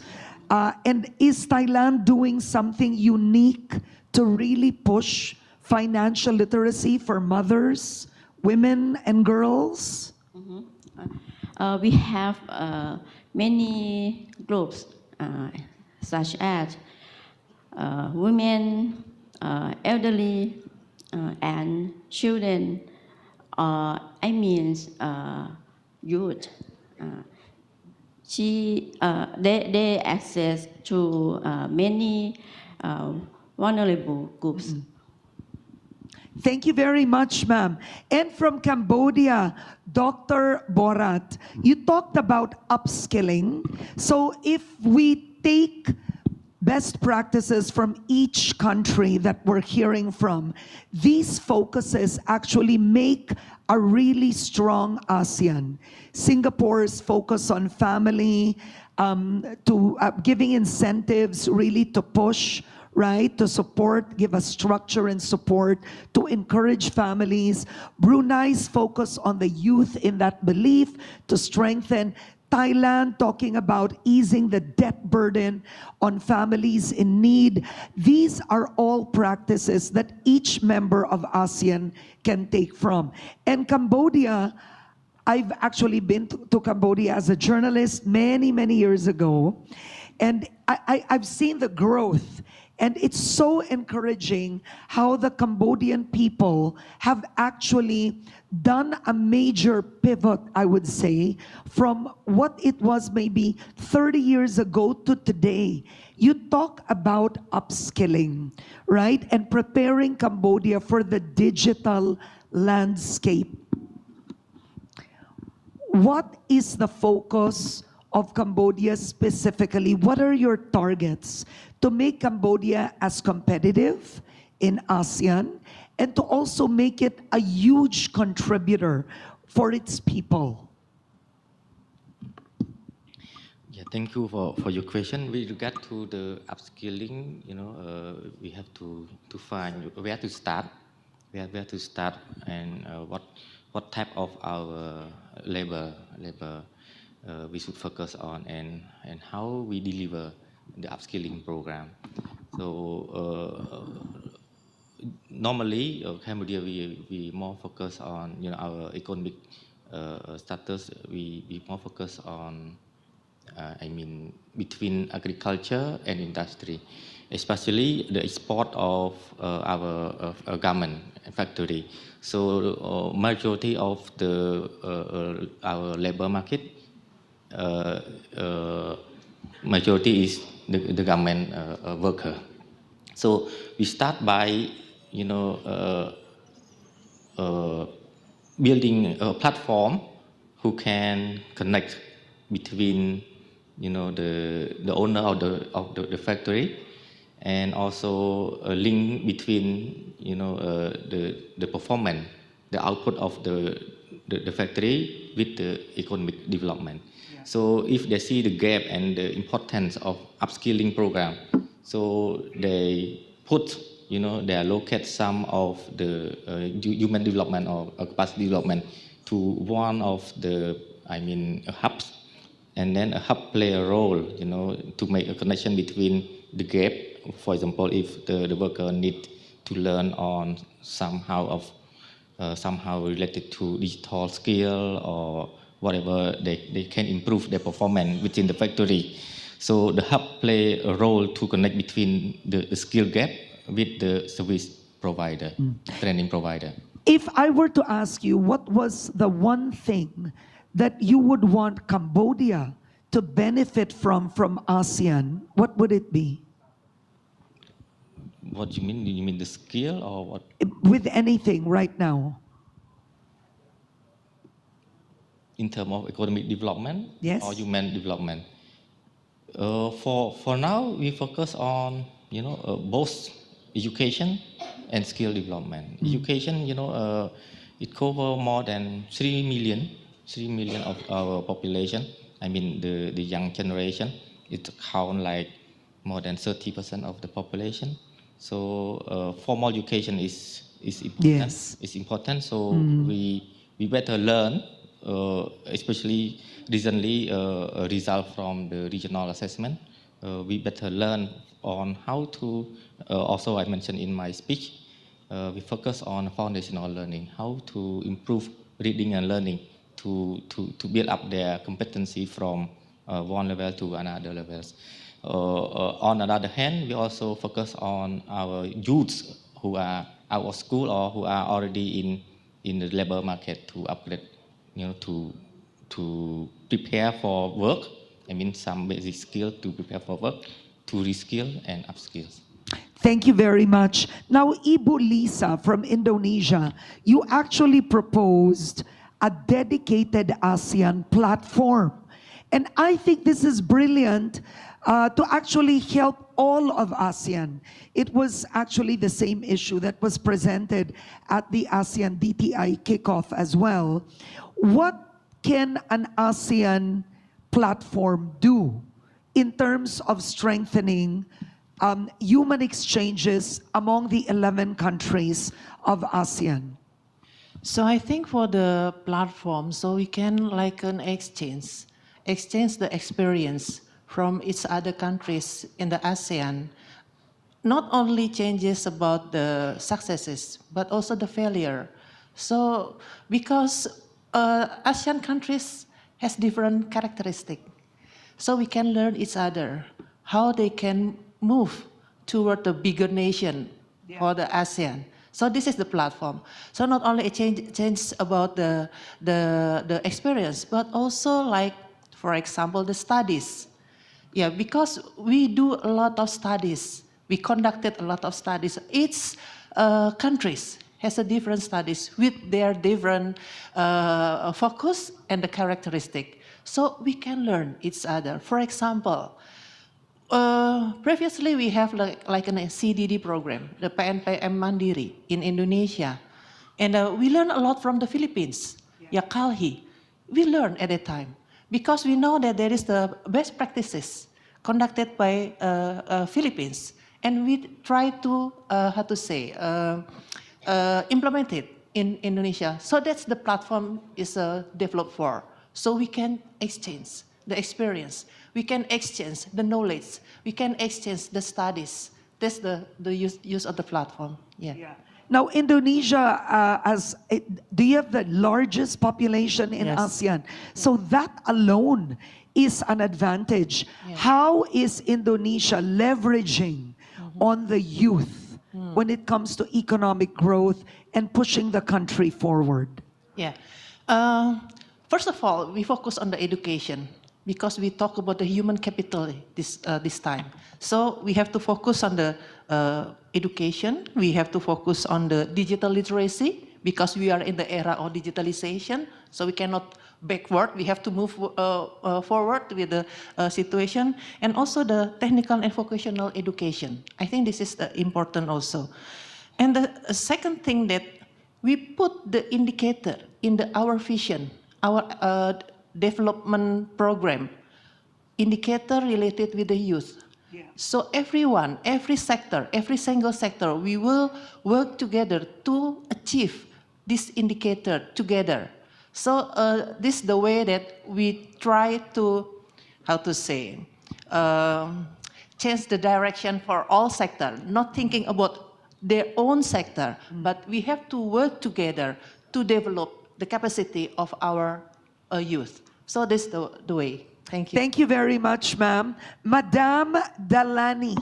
Madame Dalani, you talked about, well, essentially with Lao, tourism, community tourism is a major driver in strengthening families in Lao.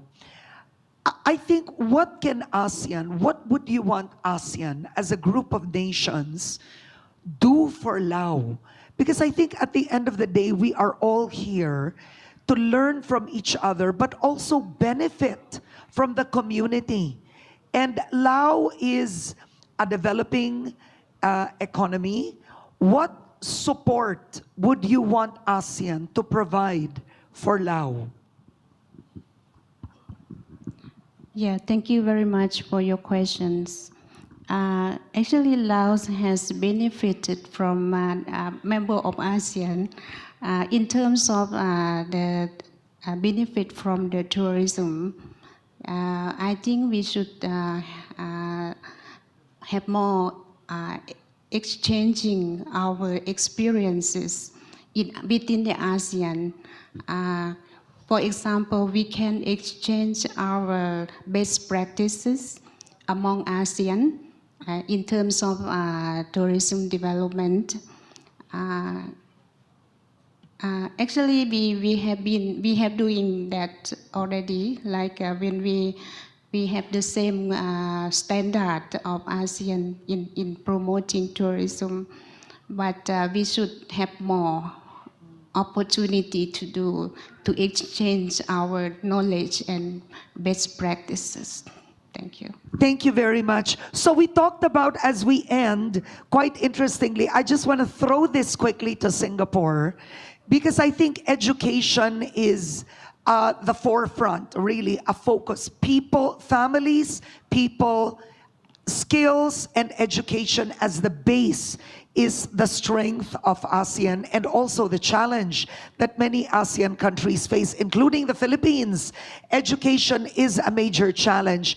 And Singapore, frankly, is top with education globally, worldwide.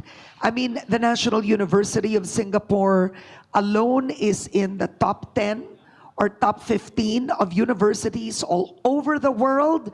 It's almost compared to an Ivy League university right now in terms of standards. Singaporean children are already way ahead even of Westerners when it comes to reading, science, and math. So I think a good question for Singapore is there a way for Singapore to systematically and structurally spread its education system, its methods, all over ASEAN so all of us can benefit? I echo my colleagues that cooperation, as I mentioned in my opening remarks, is one way that we can help our fellow countries, but we also know that we can learn from one another. One of the programs we just launched recently is with His Excellency Rex Gatchalian participating, Philippines participating, is focusing, for example, on the first 1,000 days. Okay, first focus on the first 1,000 days. Yes, I think this is something that we do. Philippines does it in their own way. We have the science, they have the methodology. We have countries like Cambodia and Thailand, even Indonesia, focusing on it. There are common interests in this. And the first 1,000 days in school? No, 1,000 after birth. After birth. Yeah, because if you want to ensure that a child has the best chance in life, you want to make sure that even before birth, when he is born or she is born, he has the capability to study, to learn, to acquire knowledge, and that has a lot to do with what happens in the family. That's fantastic. And also how the government supports them, and how the NGOs support them, how the workplace support them. All this coming together, something we can always learn from one another and add to that body of knowledge by cooperating, and sharing what we have learned through our IHLs, our Institute of Higher Learning academicians. And this is today, what the science say is that if you want to ensure our children, our human potential can reach whichever level you're looking at, you start from the beginning. You do not start by addressing the higher institution. You start where it matters, when they are born. Thank you very much. Please give all our panelists a hand. Secretary Gatchalian, may I call you on stage? I want to thank all of you. We're going to have our ASEAN photo. Please. So many learnings. I wish you presented the first 1,000 days program. Shall we? All right. Hi, Secretary. Going in the center.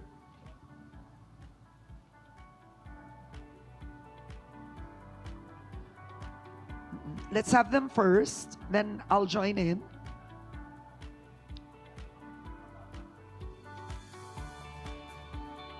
Okay. Then I'm joining in.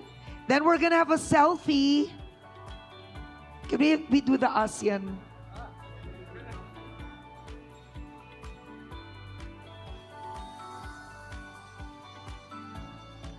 All right, then we're gonna do a selfie now.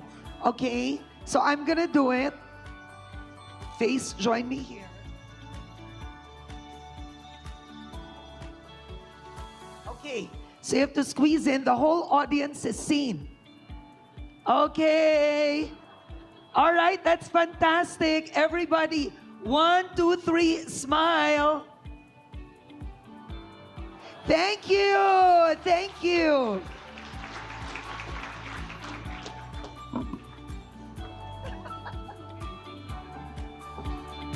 Thank you, Your Excellencies, and thank you, Ms. Karen Davila, for steering the discussion on empowering the ASEAN people. Before we move on to the next panel discussion, let us take a quick 10-minute break. Please proceed to the lobby lounge for your snacks and refreshments, and please be back at exactly 11:25 a.m. Thank you. PM.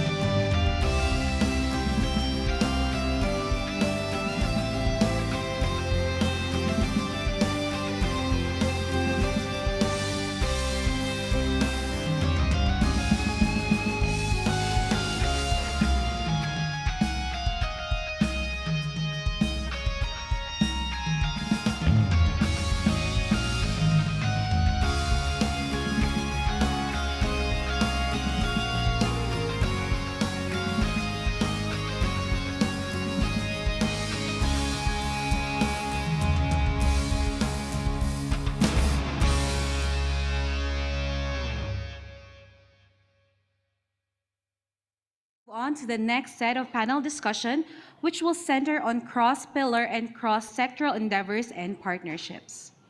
Joining us as panelists for this session, please welcome the Deputy Minister for Tourism, Arts and Culture of Malaysia, His Excellency Chu Chun Man.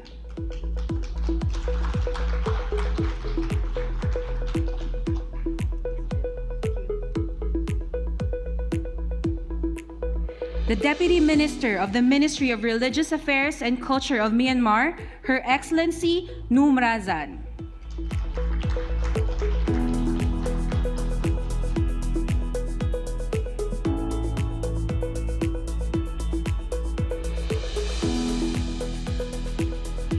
The Vice Prime Minister and Minister Coordinator of Social Affairs and Minister of Rural Development and Community Housing for Timor-Leste, His Excellency Mariano Asanami Sabino.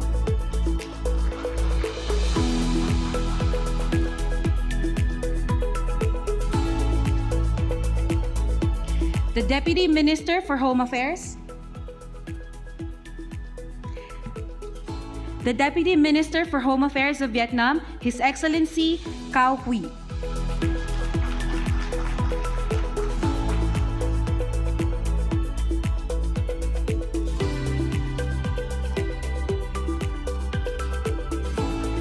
And the ASEAN Deputy Secretary General, His Excellency San Luin.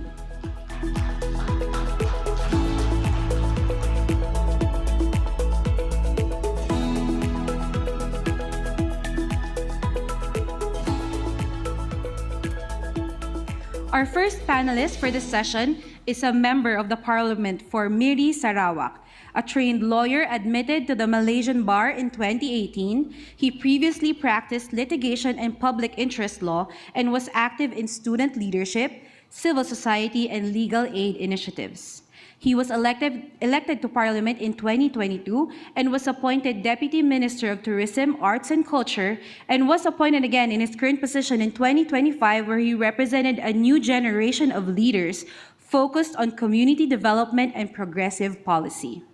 To share his insights on tourism, arts, and culture as bridges across ASEAN pillars, driving inclusive growth and social cohesion, may we call on the Deputy Minister for Tourism, Arts, and Culture of Malaysia, His Excellency Chu Chun Man.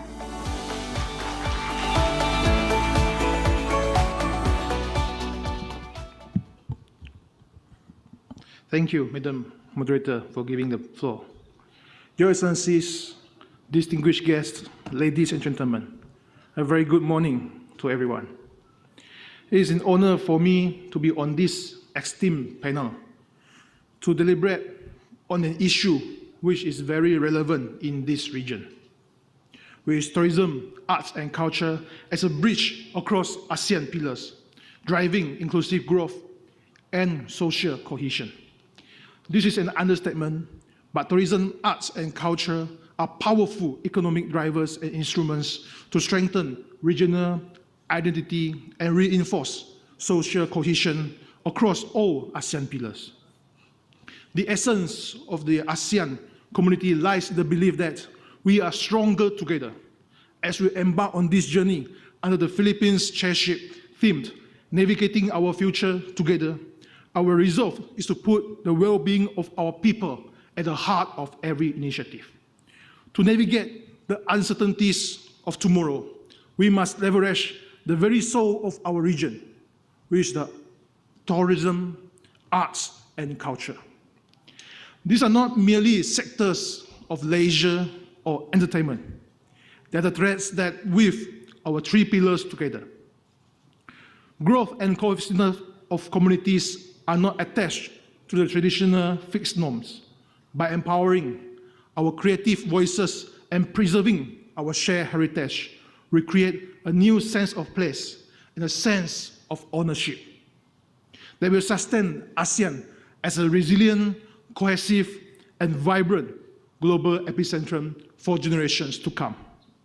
Excellencies, ladies and gentlemen, as we move towards the ASEAN Community Vision 2045, our challenge is clear. First, how do we sustain economic growth while ensuring that no community or sector are left behind?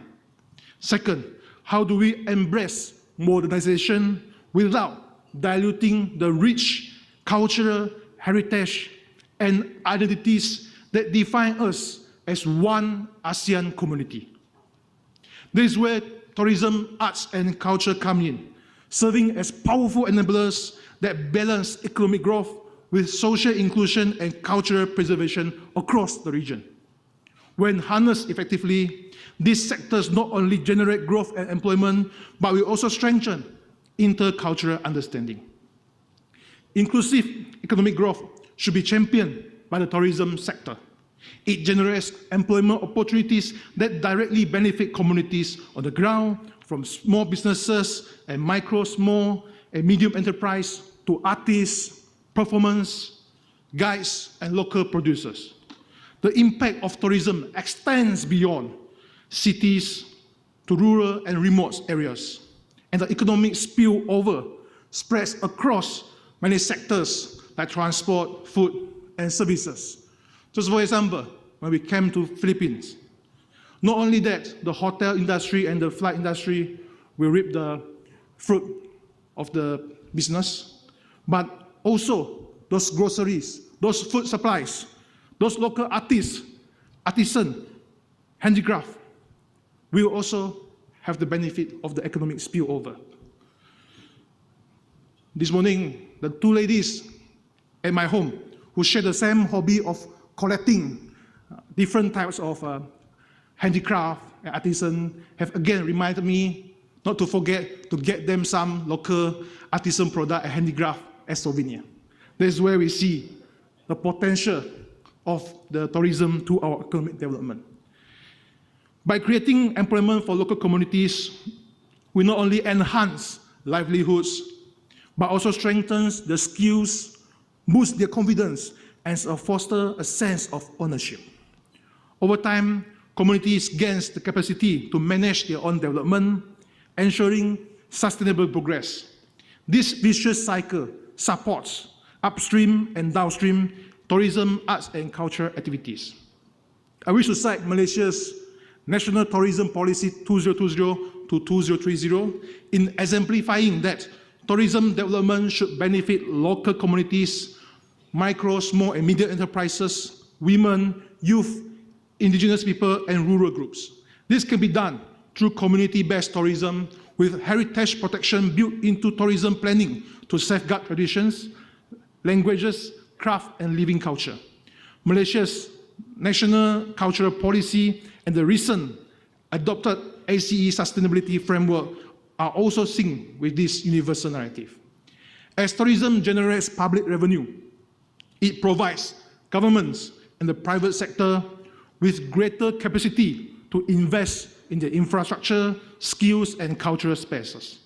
This not only enhances the visitor experiences, but also enables our environment for growth of creative and cultural industries, reinforcing sustainable and inclusive development. This is growth that reaches the ground, can be felt and seen in the community. It supports ASEAN commitment to narrow development gaps and ensure growth is distributed equitably across the region. Excellencies, ladies and gentlemen, at this juncture, cross-sectoral partnerships are no longer an option. Tourism and culture are transcend across ASEAN's three economic pillars, which are the political security, the economic, and the social cultural pillars. They support long-term stability through people-to-people trust, contribute to economic growth, and strengthen social cohesion. Working cohesively across pillars will deliver stronger and more sustainable outcomes for the region. However, we cannot undertake this alone as governments. We must work closely with the CSO, with the academicians, with our dialogue partners, and of course, the private sector, especially through environmental, social, and government ESG, and corporate social responsibility CSR initiative to scale impact in a sustainable and accountable manner. We all can bring something to the table. Together, we can cultivate a more comprehensive ecosystem that supports inclusive tourism growth. How do we do this? First, close coordination with key sectoral players is critical. Collaboration with transport partners will improve connectivity to second and third-tier destinations, which will enable rural community-based tourism to prosper. Engagement with environmental partners ensures sustainable and inclusive practices that empower communities as wardens of their national heritage. And partnership with digital players are vital to equip rural artisans, homestay operators, and micro, small, medium enterprise with platform and skills to reach the global markets.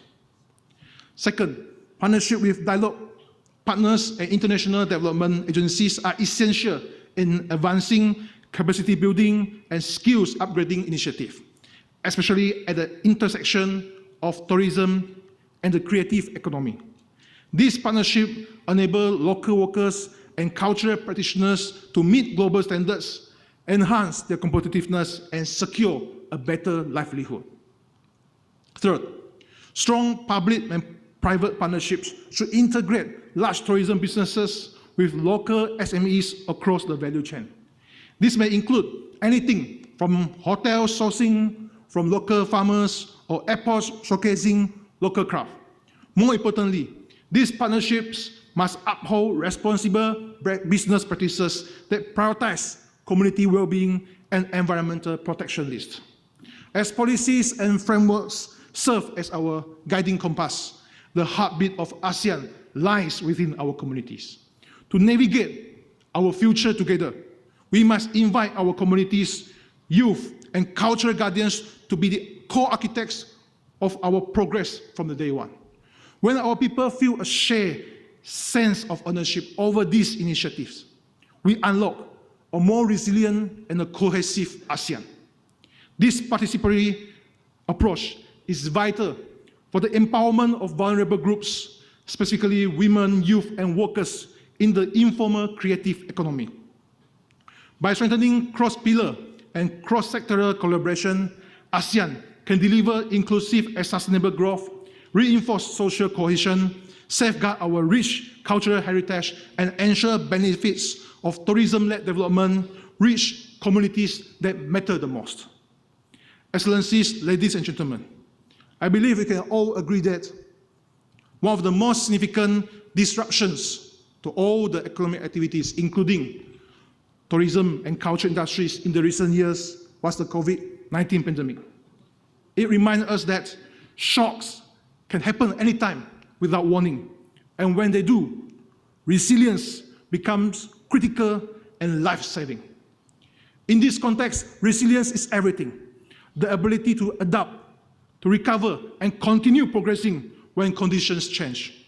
For the tourism and culture industries, this is especially important, as both sectors are considered vulnerable, with high reliance on travel, people mobility, and interaction.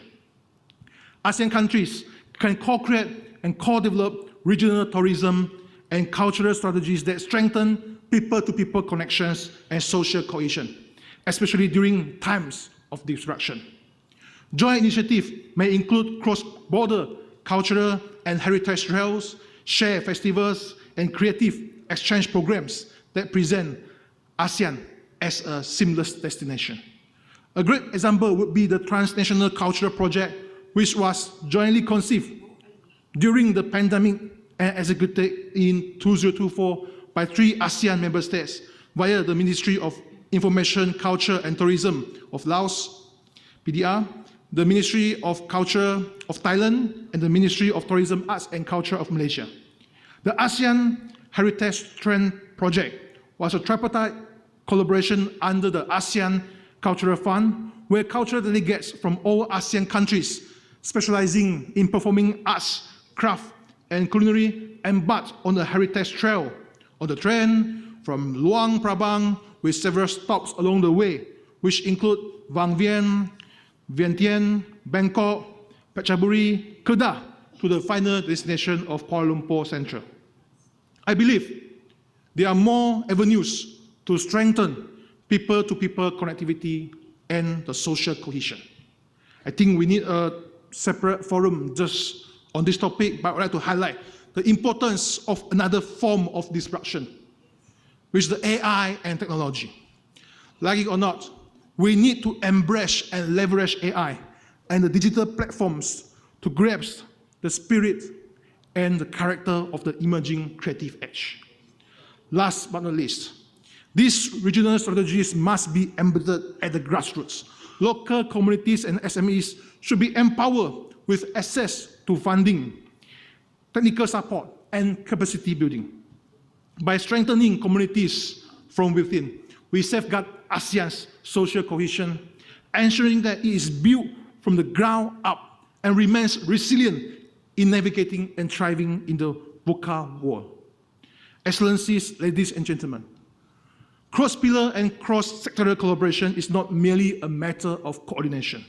As we advance towards the ASEAN Community Vision 2045, we must institutionalize this approach. We must plan together from the outset, share data and expertise more effectively, and strengthen partnership across governments, civil societies, the private sector, youth, and local communities. In this regard, culture and tourism are the powerful connectors. They connect economies to communities, heritage to innovation, and diversity to unity. If we strengthen cross-pillar, cross-sectoral work, we will not only grow these sectors, we will strengthen ASEAN itself. Let us move forward with a shared commitment. Navigate our future together, the ASEAN way. Let us ensure that culture and tourism continue to reflect the richness of our region while contributing meaningfully to sustainable and people-centric development. Selamat po, terima kasih, thank you.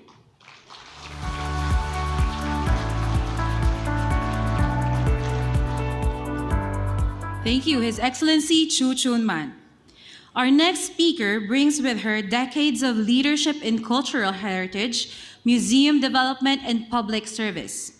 With an academic background in education and development studies, complemented by an honorary PhD from the National University of Arts and Culture in Yangon, she has devoted much of her career to advancing cultural preservation and promoting the role of heritage in national and regional cooperation. Now she's with us to share her views on culture, values, and social harmony, strengthening ASEAN's social fabric through cross-sectoral engagement. Please welcome the Deputy Minister of the Ministry of Religious Affairs and Culture of Myanmar, Her Excellency Numrazan.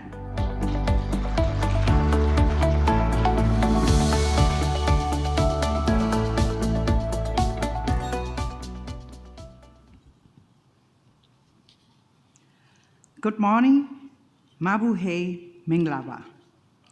Excellencies, ASEAN Secretariat, distinguished panelists, dear colleagues and friends. It is an honor to represent Myanmar at this important forum on the theme of culture, values, and social harmony, strengthening ASEAN's social fabric through cross-sectoral engagement. I would like to express appreciation to the organizers and to Philippines hosts for convening this timely discussion. ASEAN's strength lies not only in our economic growth, but in our shared commitment to diversity, inclusivity, and social cohesion. Today, I would like to share perspectives on how culture, arts, and tourism, supported by cross-sectoral partnerships, can enhance social harmony, resilience, and people-to-people connectivity across ASEAN. Regarding the role of culture, values, and social harmony in ASEAN, ASEAN is a community of diverse peoples, languages, and traditions. Our cultural and moral values form the foundation of mutual understanding, trust, and harmony. Culture is both a bridge and a mirror. It connects societies while reflecting our shared values of respect, tolerance, and solidarity. That is why culture should not be viewed solely as heritage to be preserved, but as a dynamic and living element that continues to influence how societies respond to change, manage differences, and build resilience. Values such as tolerance, social responsibility, and collective well-being remain highly relevant to ASEAN's vision of a people-centered and people-oriented community. Social harmony is essential not just for stability, but for inclusive development, equitable growth, and resilience in terms of disruption, such as pandemics, environmental crises, or social tensions. Through initiatives like ASEAN cultural exchanges, heritage programs, and creative economy networks, we can foster people-to-people understanding which underpins a cohesive and resilient community. Here, I can underscore that Myanmar's experience highlights the importance of recognizing diversity as a source of strength. Social harmony is the best sustained when cultural identities are respected, inclusive participation is encouraged, and dialogue is continuously nurtured. Tourism, arts and culture as engines of social cohesion, and tourism and cultural engagement provide unique opportunities for cross-border understanding and empathy. Community-based tourism, where local communities host visitors and share cultural experiences, allows direct participation in cultural preservation and equitable economic benefit. Arts and creative industries also serve as vehicles for dialogue, such as traditional music, crafts, and festivals, create shared experiences that transcend national, linguistic, and ethnic boundaries. For example, in Myanmar, cultural tourism and ethnic arts have successfully contributed to local livelihoods while promoting understanding across communities. At the ASEAN level, joint heritage trials, festivals, and creative economy initiatives can build regional solidarity, ensuring that tourism is inclusive, culturally sensitive, and socially cohesive. Regarding cross-sectoral engagement for social fabric, strengthening social harmony cannot be achieved by any single sector alone. Achieving social harmony requires collaboration across government, private sector, civil society, education, and digital platforms. Government and community partnerships ensure that communities are co-creators, not just beneficiaries of tourism and cultural programs. Policies should support community-led cultural preservation and fair economic participation. Tourism cultural sector partnerships enable local artisans, performers, and creative entrepreneurs to access regional and international markets, enhancing both cultural sustainability and livelihoods. Civil society engagement ensures marginalized groups, including women, youth, ethnic minorities, and persons with disabilities, are included in initiatives promoting culture, education, and tourism. Education and digital partnerships strengthen human capital, preserve intangible heritage, and expand connectivity, particularly during disruptions such as pandemics or environmental crises. Public-private collaboration is essential for sustainable financing, innovation, and scaling inclusive models. ASEAN-wide platforms and joint projects help share best practices, harmonize standards, and multiply social impact.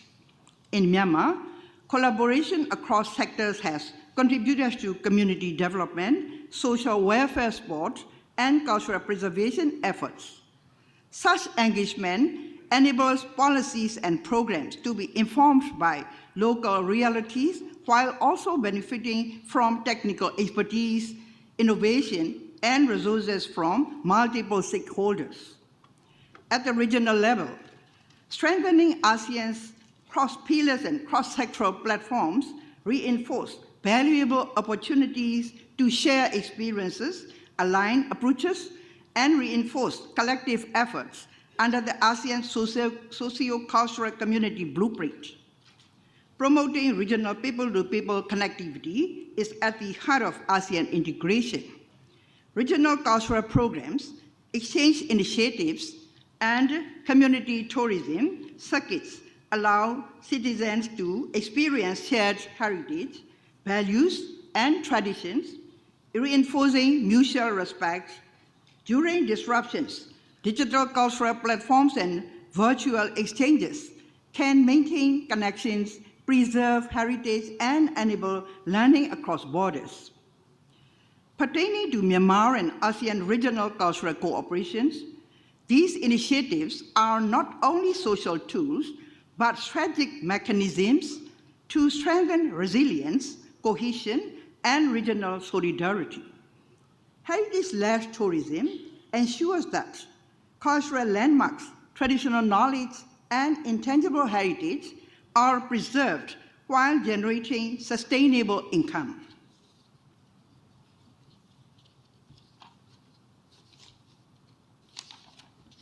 Cross-border partnerships can promote ethical tourism, fair trade crafts, and cultural education, balancing economic growth with social responsibility.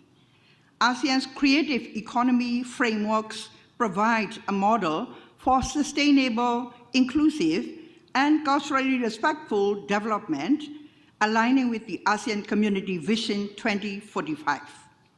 Aligned with ASEAN Community Vision 2045, ASEAN provides platforms, policy frameworks, and networks to scale cultural and tourism initiatives across the region. The ASEAN Work Plan on Culture and Arts 2026-2035 encourages integration of culture, social inclusion, and resilience in national and regional programs. For your information, Myanmar is committed to leveraging these mechanisms to strengthen community-led cultural tourism, expand cross-border exchanges, and promote regardless of youth, women, and ethnic minorities in cultural and creative programs. These initiatives are to empower all-inclusive participation in Myanmar. ASEAN's social fabric is strongest when culture, values, and social harmony are actively nurtured through cross-sectoral engagement. Tourism, arts, and culture, when inclusive, resilient, and community-centered, are powerful tools to build mutual understanding, solidarity, regional cohesion, and social fabric as well. To conclude, strengthening ASEAN's social fabric requires sustained commitment to culture, education, and inclusive social development. Cross-sectoral engagement should remain people-centered, community-driven, and aligned with ASEAN's Community Vision 2045. Last but not least, Myanmar looks forward to continued collaboration within the ASEAN socio-cultural community to promote culture and value as foundations for social harmony and sustainable development. By working together, ASEAN can ensure that its social fabric remains strong, inclusive, and resilient for future generations. Thank you all.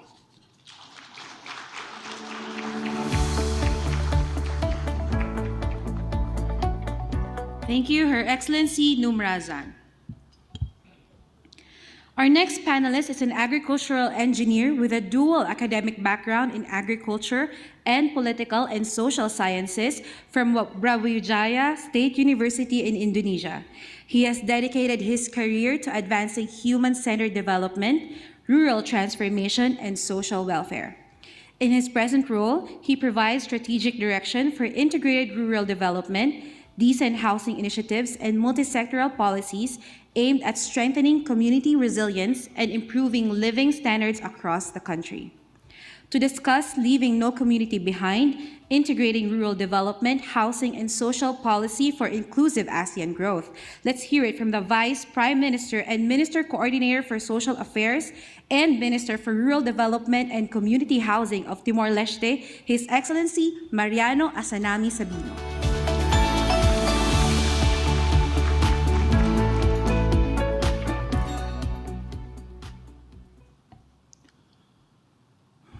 Thank you, Moderator. Excellency, ASCC Council Chair, Excellencies, ASCC Council Minister, SOCA leaders, distinguished delegate, ladies and gentlemen, good morning. To begin with, allow me to express my sincere gratitude for welcoming Timor-Leste into the ASEAN family and for granting us the honor of attending the ASCC Council Minister for the very first time. It is indeed a privilege to address, thank you, this high-level forum under the theme, Navigation Our Future Together, Empowering People for a Resilient and Cohesive ASEAN. As we transition from the ASEAN Blueprint 2015 to 2025 to ASEAN Community Vision 2045, our mission is clear. We must ensure that as ASEAN grows, no community is left behind. For Timor-Leste and for our region at large, this requires a fundamentally shift in how we approach the rural development, housing, and social policy so that growth is truly inclusive. When we speak for integration, spatial equality, we must acknowledge the critical reality. Addressing inequality is not merely a matter of the infrastructure. It requires a paradigm shift from the urban-centric growth to the community-led prosperity. The statistics show in ASEAN more than half of the population resides in the rural area, particularly in the CLMTL countries, where the average rural population stands 60%. Therefore, our focus must remain set first at the local level. Inclusive growth is not only about the policy and institution. It is about the real communities, families, and lives. By increasing local participation in the policy planning and strengthening local ownership, we can improve government services delivered and empower grassroots development initiatives. Excellencies, allow me to share with you the Umadigno model, decent house prototype in Timor-Leste. We believe that development begins at the doorstep of the rural home. To embody the principle, we have developed the Umadigno. This is not merely house project, it is a human-centric policy nexus. The model integrates housing policy with the city standard services, included health and education, delivered directly to the rural villages. To ensure long-term viability, we provide 750 square meter family plot and 1 hectare for the economic activities, ensuring every home is connected to the public facilities provided by the government. To reduce the urban and rural gap, we must move beyond silos to an institutionalized cross-sectoral collaboration through existing ASEAN mechanisms, working closely with diverse stakeholders. Platforms such as the rural development and poverty eradication, the ASEAN Master Plan on Rural Development, and ASEAN Village Network are crucial. The role of the ASCC Council, SOCA leaders, SOCA-COM are equal important in the coordination and monitoring the successful implementation of the summit decision. In this spirit, Timor-Leste has nominated SOCA leaders and SOCA-COM members to monitoring and implementation cross-pillar activity aligned with the ASEAN commitment and national interests. These include the introduction of the UN 7-dimensional model of the poverty eradication, recognize poverty as multi-dimensional challenges, encompassing education, health, living standards, and economic resilience. Allow me to share some our national initiative in advising cross-pillar synergies. We have deployed 242 bachelor back to the village, personnel to the target rural areas, bringing the technical capacity gap between our capital and our village. We are aligning the Minister of the Social Affairs, Minister of Finance, and Minister of Rural Development through the integrating national financial framework and other specialized financial instruments. Our target to the next 2 years is to establish 500 village development committee to ensure that infrastructure deliver directly benefit to most marginalized member of society. To balance the development gap, it is important scale model to across the region while respective our unique culture context.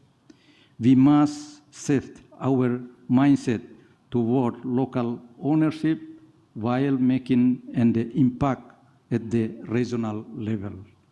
For example, in Timor-Leste, we have Tarabando tradition, where development is delivered without sacrificing local context and preserving community rights. In this spirit, we advocate for the decentralized grant model. We provided grants of 400,000 to 5,000. We empower local leaders to drive development that is sustainable and the culture appropriate. Excellencies, inclusive ground is the only way forward for the unified ASEAN. This mission requires whole of the government approach, sharing best practices and among the member states through ASEAN platform such as the ASEAN database system and the ASEAN magazine. It is equally important mobilize ASEAN partners to assist as the addressing the spatial inequality as inequality. As my final message, I call upon our ASEAN family to commit to honoring our collective motto, local ownership, national scale, and the regional impact. We know that we have in the Asian country, we have potential in the agriculture sector, livestock and forestry, and we have potential in the rural area. That's why for Timor-Leste, for the member of the ASEAN, we hope that we can protect the family in the rural area. Agriculture, farmer is very important because the Asian geographically, we are potential to produce the food, not only ASEAN country, but food for the in the world is important. So that's why in the Timor-Leste, we have a National Council for the food and food security and food sovereignty and nutrition. We are interministerial council. So we hope that in the future also the ASEAN, we have interministerial or a special, the Minister of the rural area and then Minister of Agriculture. We hope that we have a national level or interministerial level for the agriculture sector, because we know that in the rural, not only agriculture, we have tourism, everything we have in the rural, but in the rural continue poverty, continue malnutrition, continue insecurity, alimentation in the rural area. So that's why working integrate and the coordination for the every ministerial who is in the rural area is very, very important. So together we believe, together we rise, ensuring that no one is left behind. Thank you.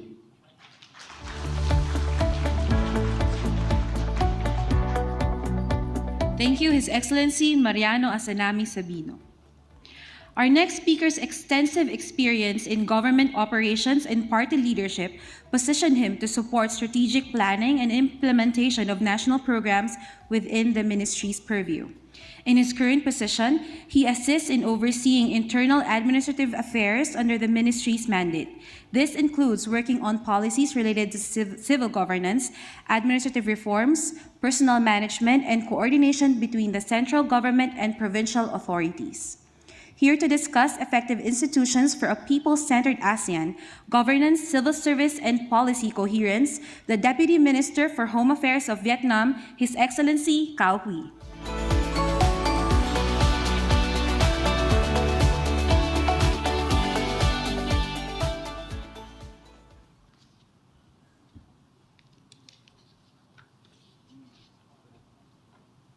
Good morning, Excellency Minister, Head of Delegation, ladies and gentlemen.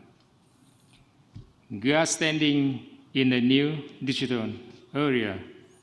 Today, the success of our region measured not only by GDP, but also by the people trust in our government.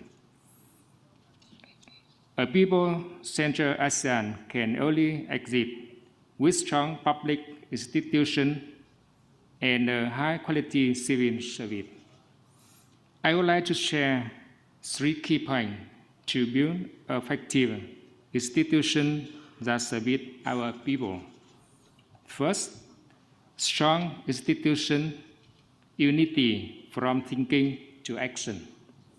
To make our institution a driving force for growth, we need consistency in our policy. ASEAN made a right move by adopting the ASEAN Community Vision 2045. This vision focused on working together across all sectors to create strength and reduce overlap. In Vietnam, to ensure effective management, we have removed unnecessary layers of the government. I believe that a strong civil service does not need a large number. It needs high-quality people. Vietnam is now building a team of officials who are professional and have a global vision. This ensures that every local decision contributes to the common interest of the whole region. Second, digital transformation, the key to capacity building. Digital transformation is the most effective tool to implement ASEAN commitment from the central to local level. We should focus on cross-border digital connection. Digital tools help close the gap between different levels of government. In Vietnam, using national data platform has clearly improved our work. We propose that ASEAN should connect digital government into a single digital region. Empowering local authority to make ASEAN value reach the people, local government must be digital unit. Vietnam is giving more power to local level. Why? Digitalizing administrative step. When a person in a remote area can access public service as fast as the one in the capital. That is when ASEAN truly enters people's life.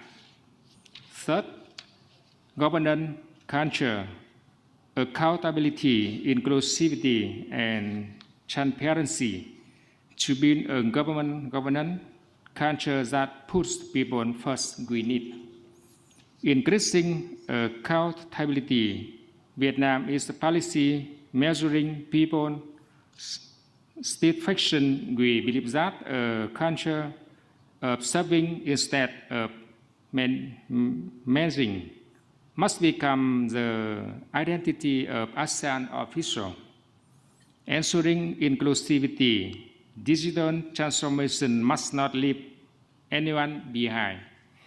Vietnam has community digital technology group to support every citizen, and inclusive ASEAN is a place where technology is unequal, right for everyone. Data transparency will be the strongest bond between the people and the government. Ladies and gentlemen, Vietnam is now reforming its government to be lean, compact, strong, efficient, effective. This is fully consistent with ASEAN's strategic goal. We believe that a leaner system will help ASEAN react faster. Digital civil service will help us connect more deeply. Vietnam commits to being an active member in realizing ASEAN goals. On governance, let us work together to build a dedicated team of officials for a resilient and prosperous community that truly belongs to the people. Thank you very much.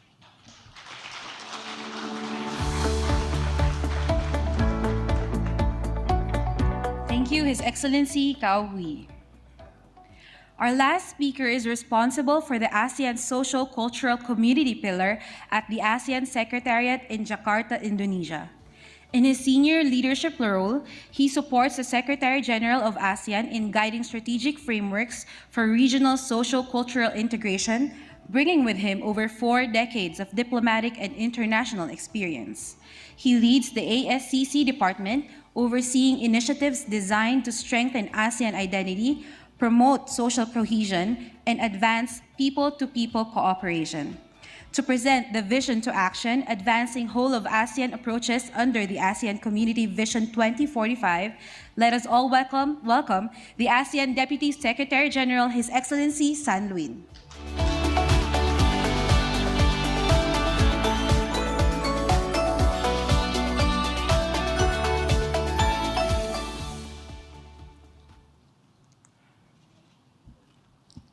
Good afternoon, Excellencies and dear colleagues. As you may well aware, ASEAN has 3 pillars. The pillars I cover is ASEAN Socio-Cultural communities. So our pillars, ASCC, is what we call always pride itself on strong cross-sectorial coordinations and inclusive engagement with stakeholders. So we are people pillars, so we always place the highest values on our people's connections, collaborations, partnerships, and cooperations. Regarding the question number 1, moving from coordination to cooperations, yes, in the face of evolving and increasingly complex challenges, which are from climate change, digital transformations, to public health threats, and also demographics, which are not only complex, it is also deeply rooted. So coordination alone is no longer enough. So we need to move towards co-creation. So moving from coordination to co-creation means all ASEAN pillars designs and delivers initiative with inclusions and meaningful engagement with stakeholders as a guiding principles, ensuring our policies are responsive to the needs of our peoples and are shaped by those most effective. So co-creations also means jointly owns our regional agendas and also results that we achieve together. So allow me to share some examples we apply on co-creations in practice. The first is ASCC Strategist Plan. The ASCC Strategist Plans was co-created with other ASEAN pillars and also connectivities, as well as our stakeholders and also wider publics through the inclusive and also a comprehensive consultative process. And another sets of examples include the ASEAN Gender Mainstreaming Steering Committee, the advisories group on women, peace and securities, and technical working groups on developments of ASEAN mainstreaming 2025. These platforms, these mechanisms bring together actors across the social, culture, economic, political, security pillars to jointly develop the policies and shares the expertise and also coordinate implementations.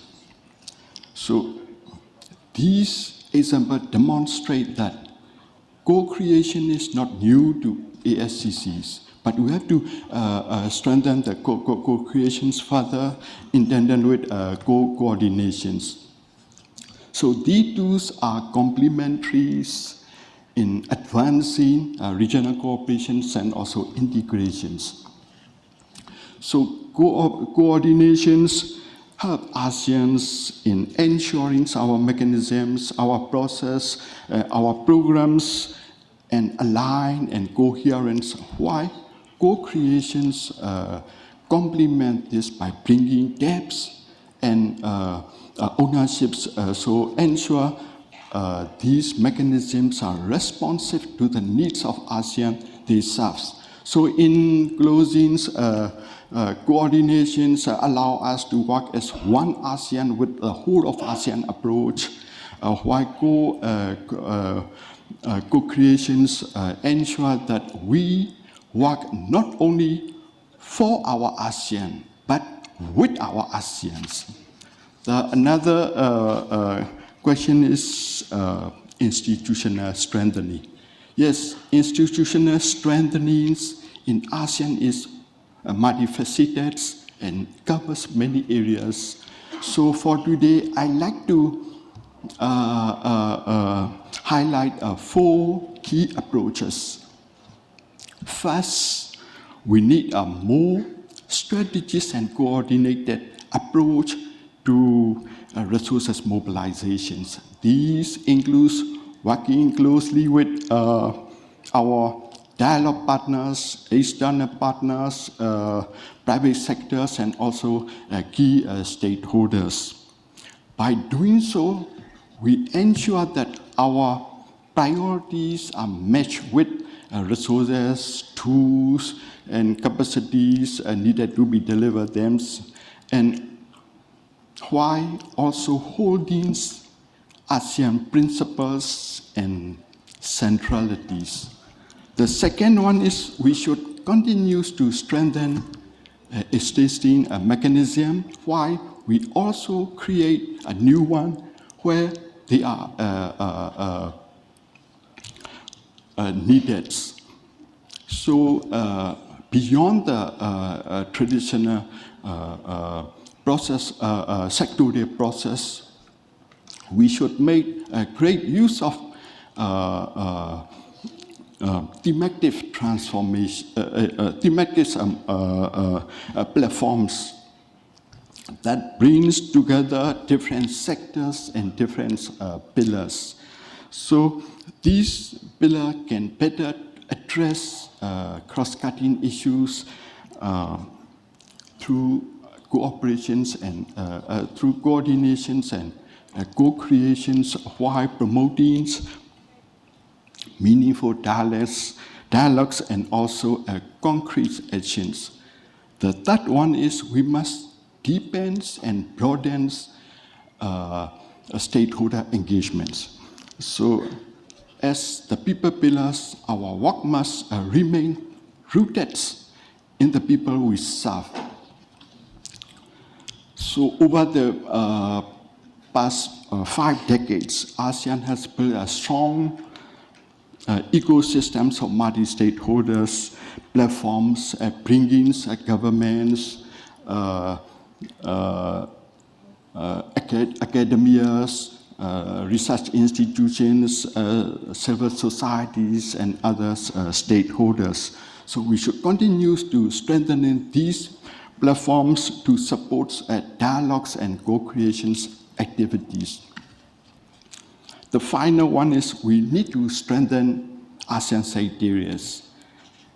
As the naval centers of ASEAN secretariats hold our institutional knowledge and supports a growing world of ASEAN member states.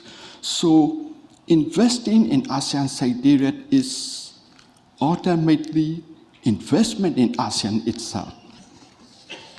So the third question is whole of ASEAN approach. Yes, whole of ASEAN approach means working across all pillars and all sectors with all ASEAN member states and key stakeholders coming together to address cross-sectorial trends and challenges. So the goal is to advance our locals, our regional agendas while protecting and benefiting our peoples. So the clear example is ASEAN's response to COVID-19 pandemics. So at the times, all the ASEAN member states across all sectors and all pillars, together with external partners, working collectively to contain the spreads of virus, and at the same time, we support the region recoveries. So in closing, a whole of ASEAN approach is not simply a concept. It is a collective call. It is a collective call to actions. So ASEANs already have a strong foundations of this approach. So through ASEAN Community Vision 2045 and its strategic plans. So what we need now is to take this further through strong commitment across all sectors and all pillars, sustain coordinated actions that bridges institutional silos or boundaries and shares aspirations to ensure that our benefits of our works reach out to the peoples, to our peoples, and to our communities. I thank you.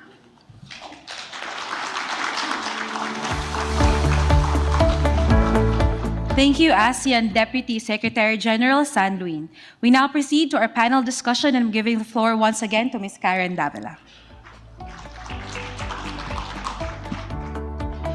Good afternoon, and I know that you are all waiting for lunch, right? So don't worry. We're just going to ask a reaction from each of our panelists. So this will unfortunately be shorter than our first one, but I think we can go straight to the point. So I want to start first. You gave a very powerful presentation. Thank you for that. Honorable Chu Chun Man, I want to ask you, you spoke about the ASEAN Heritage Train. Now, Malaysia, I want everybody to know, essentially had 42.2 million tourists in 2025. Malaysia topped tourist arrivals in the whole of Southeast Asia. One, how did Malaysia do it? What did you do differently compared to other years? And how can the ASEAN Heritage Train unite all of ASEAN, and how can we implement it to synergize all of us? Thank you, Madam Karen, for the questions. It's indeed very interesting to share about what have been implemented by Malaysia in order to attract our number, increase our number of the visitors to Malaysia. Of course, it's very important to continue to have the regional collaboration with our ASEAN partners in order to promote, to support one another, to become a place for us to visit.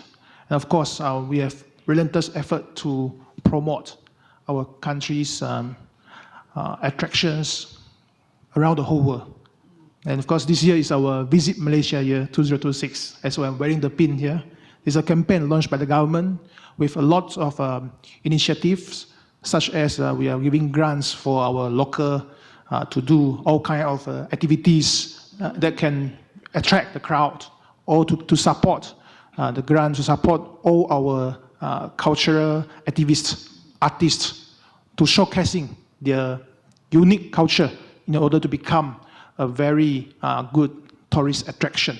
Okay. Yeah, regarding the trend, just now. Yeah. So you're giving grants. You're giving grants to many sectors so that they can promote it, so it'll encourage more tourism. That's one. Okay. Yeah, regarding the trend, yes. Yeah, I think it's very important to have this kind of joint collaboration to promote our one another's cultural effort. There's a saying in Malay saying, I believe my colleagues in Brunei and Indonesia also heard it before, tak kenal maka tak cinta. If we didn't know each other, how can one expect us to love one another? So true. Yeah. So I think through this kind of activities, we can have a better understanding about one another's culture. And living in a region, even in a country that is already a very multicultural diversity, we really treasure each and every culture. And we know that it's very important. It's not only our own culture, but we also have to treasure the culture of others, so as to others will also respect and help us to preserve our culture. All right, thank you very much, sir. And Her Excellency Nu Mra Zan from Myanmar. Now, you've talked about cross-cultural engagement, sustainability, building communities. This is about moving forward together, and Myanmar has faced its own challenges, especially locally, right, with your own people. How would you want ASEAN to help Myanmar, for Myanmar to move forward and benefit from this synergy, this organization? So thank you very much for this important question. So here I would like to answer that to promote mutual understanding and social harmony among ASEAN member states, we need to upgrade education and the youth sector. So it's very important. because we need to integrate the diverse histories and cultures of each ASEAN countries to our school curricula. Okay. So by making this, our new generation will become to understand each other. So this is very important, and also expanding student exchange program. We can get personally experience and also understand the ways of life of people from other ASEAN nation countries. So in addition, the exchange of arts and culture programs. So this is also essential way to foster intimacy among people. So in addition to host festivals for traditional music, also traditional food and handicrafts, and so sharing ASEAN's artistic works through digital platforms will enable people to learn about each other, so without the constraints of borders. Yeah, I like what you said about including ASEAN in the school curriculum. I think the Philippines could do that as well, because what's interesting in the Philippines is many students know more about the United States than they know about their ASEAN neighbors. So I think that's a very good thing to share. It's included in the school curriculum, right? Talk about your neighbors, know about their culture. And congratulations to East Timor. Can we give East Timor a hand for joining? This is your first year. So now we are formally 11 countries in ASEAN. What I found interesting in your presentation is you talked about building that community, right? That's the nexus, wherein it's closing the gap between essentially the haves and the have-nots. How did you implement that in East Timor? I guess, number one, it would cost a lot of money. Does it? Yeah. The first, I think, increase the community participation in all the process development, even in the policy planning, implementation, monitoring, and evaluation and reporting, is the communities participate there. And then stronger coordination is important. After the 20 years, we created a new minister, and I lead also this minister. We say Minister of the Rural Development and Community Housing. Why? Because during the 20 years, we have too many activity in the rural area: education, health, agriculture, livestock, forestry. But we need one institution to coordination. That's why rural development is not sectoral, but it's the aerial to coordinate. Why is important? Because Asian country, we are geographically we potential for the agriculture sector, livestock and forestry. Who is the produce? Is the farmer? Is the rural people? That's why we need the planning and we need the policy how to protect the farmer is important. How to school and health for the farmer children is important.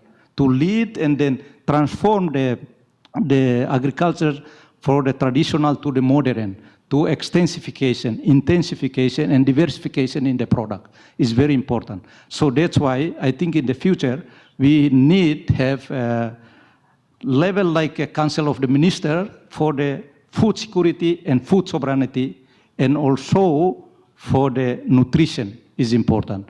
Because Timor-Leste we have poverty, but not only poverty. We have derivative poverty, we have malnutrition, and also stunting.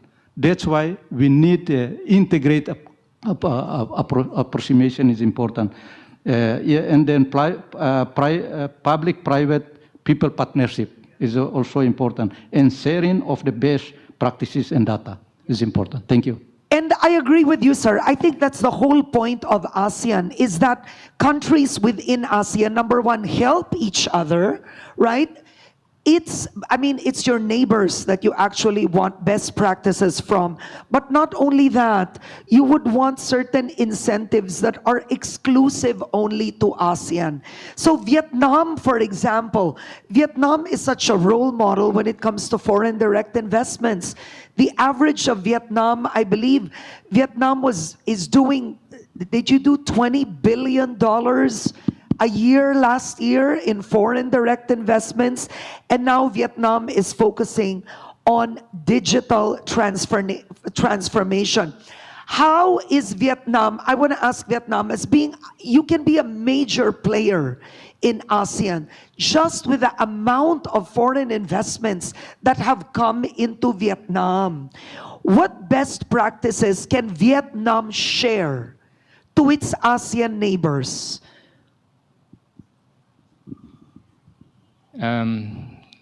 Thank you for your interesting question. Let me share my view about this matter on three main steps. Third, turn regional goal into national law. Common ASEAN standard like digital service and lean management must be written into domestic rule. This gives government level a clear legal basic to act. Vietnam has done this well by including ASEAN goals in its national plans. Second, build a shared checking system. We need clear target including KPI from top down to the local level. This ensures that ideas don't just stay on paper. Using online tools help information flow quickly and allow for fast feedback from the ground. Would you say Vietnam is digitally advanced for ASEAN?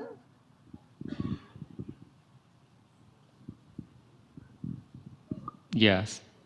Third, train local staff. We must take civil 7 modern skills that fit the specific area, connecting city within ASEAN with grid momentum, turning the region vision into real benefit for every citizen.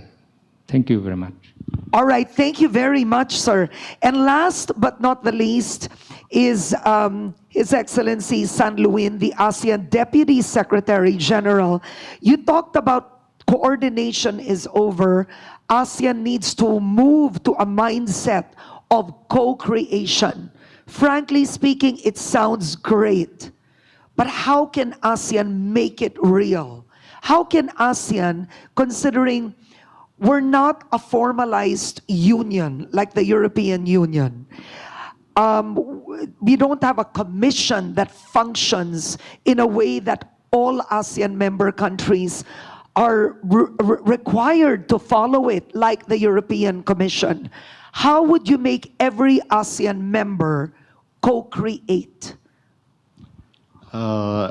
Actually, this co-creation is not new to ASCCs, as I just mentioned that. But actually, this is this European Union models in ASEAN Secretariat is, I think it's according to our charters. This is a different charters.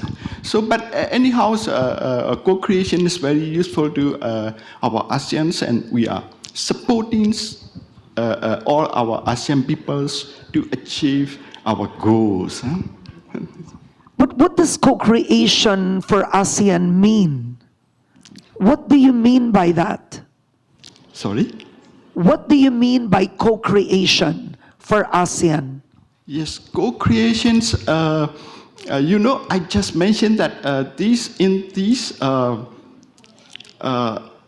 challenges, now coordination is alone is no longer enough. So we move forward to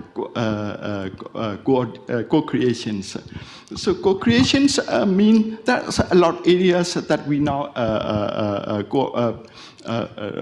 doing with ASEAN member states. Co-creations are not only in ASCC sectors, also political security sectors, and also economic sectors. Thank you very much, sir. Thank you so much.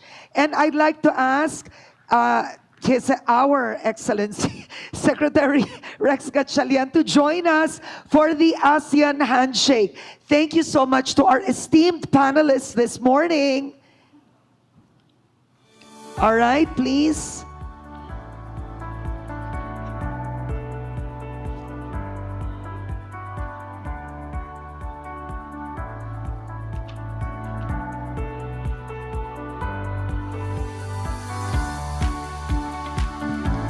Okay, and then I'm gonna join in.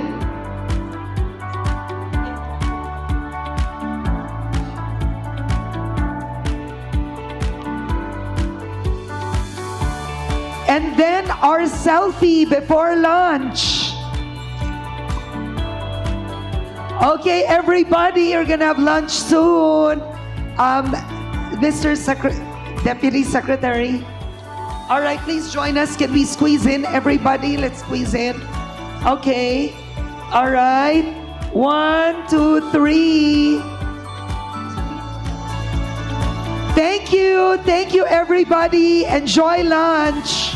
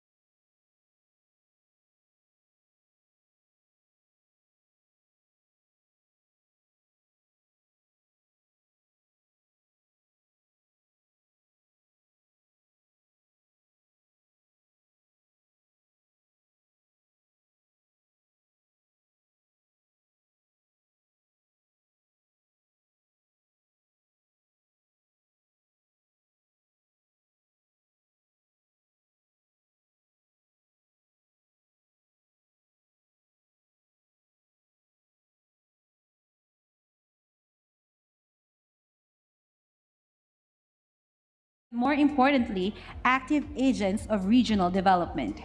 Now may we invite the ASEAN Deputy Secretary General San Luin and all the ministers here in front for the presentation of the ASCC Ministerial Statement on Empowering ASEAN Peoples.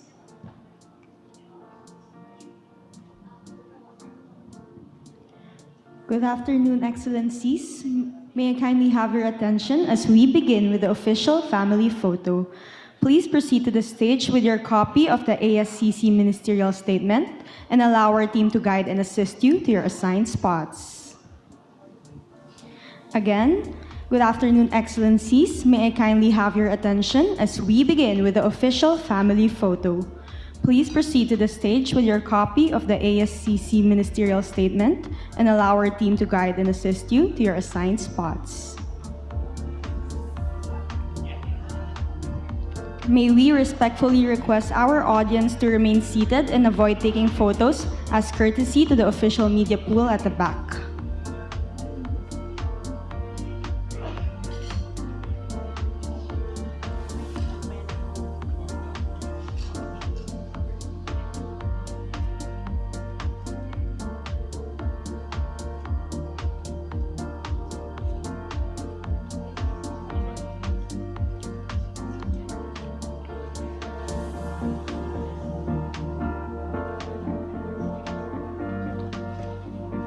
We will now proceed with the photo. Kindly show the document, face the camera, and smile. In 3, 2, and 1. One more time. In 3, 2, and 1.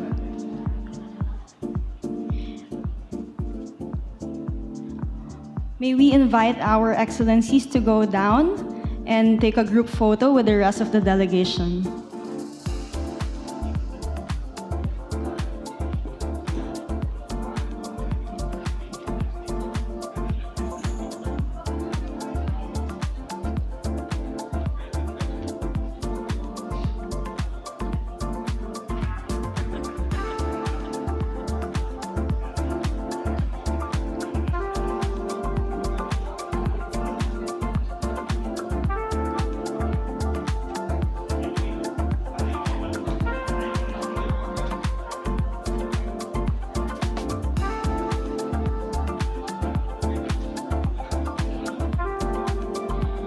May we also invite the rest of the delegation to stand up and face the camera on the stage.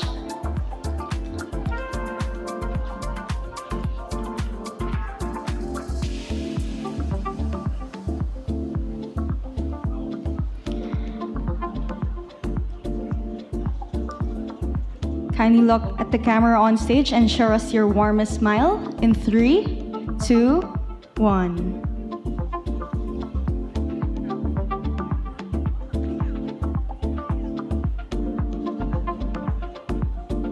Thank you, Excellencies. This concludes our family photo activity. A round of applause for this noble undertaking. Just a few reminders for this evening's welcome dinner for the ASEAN ministers. To the heads of delegations, please assemble by 5:45 p.m. Your departure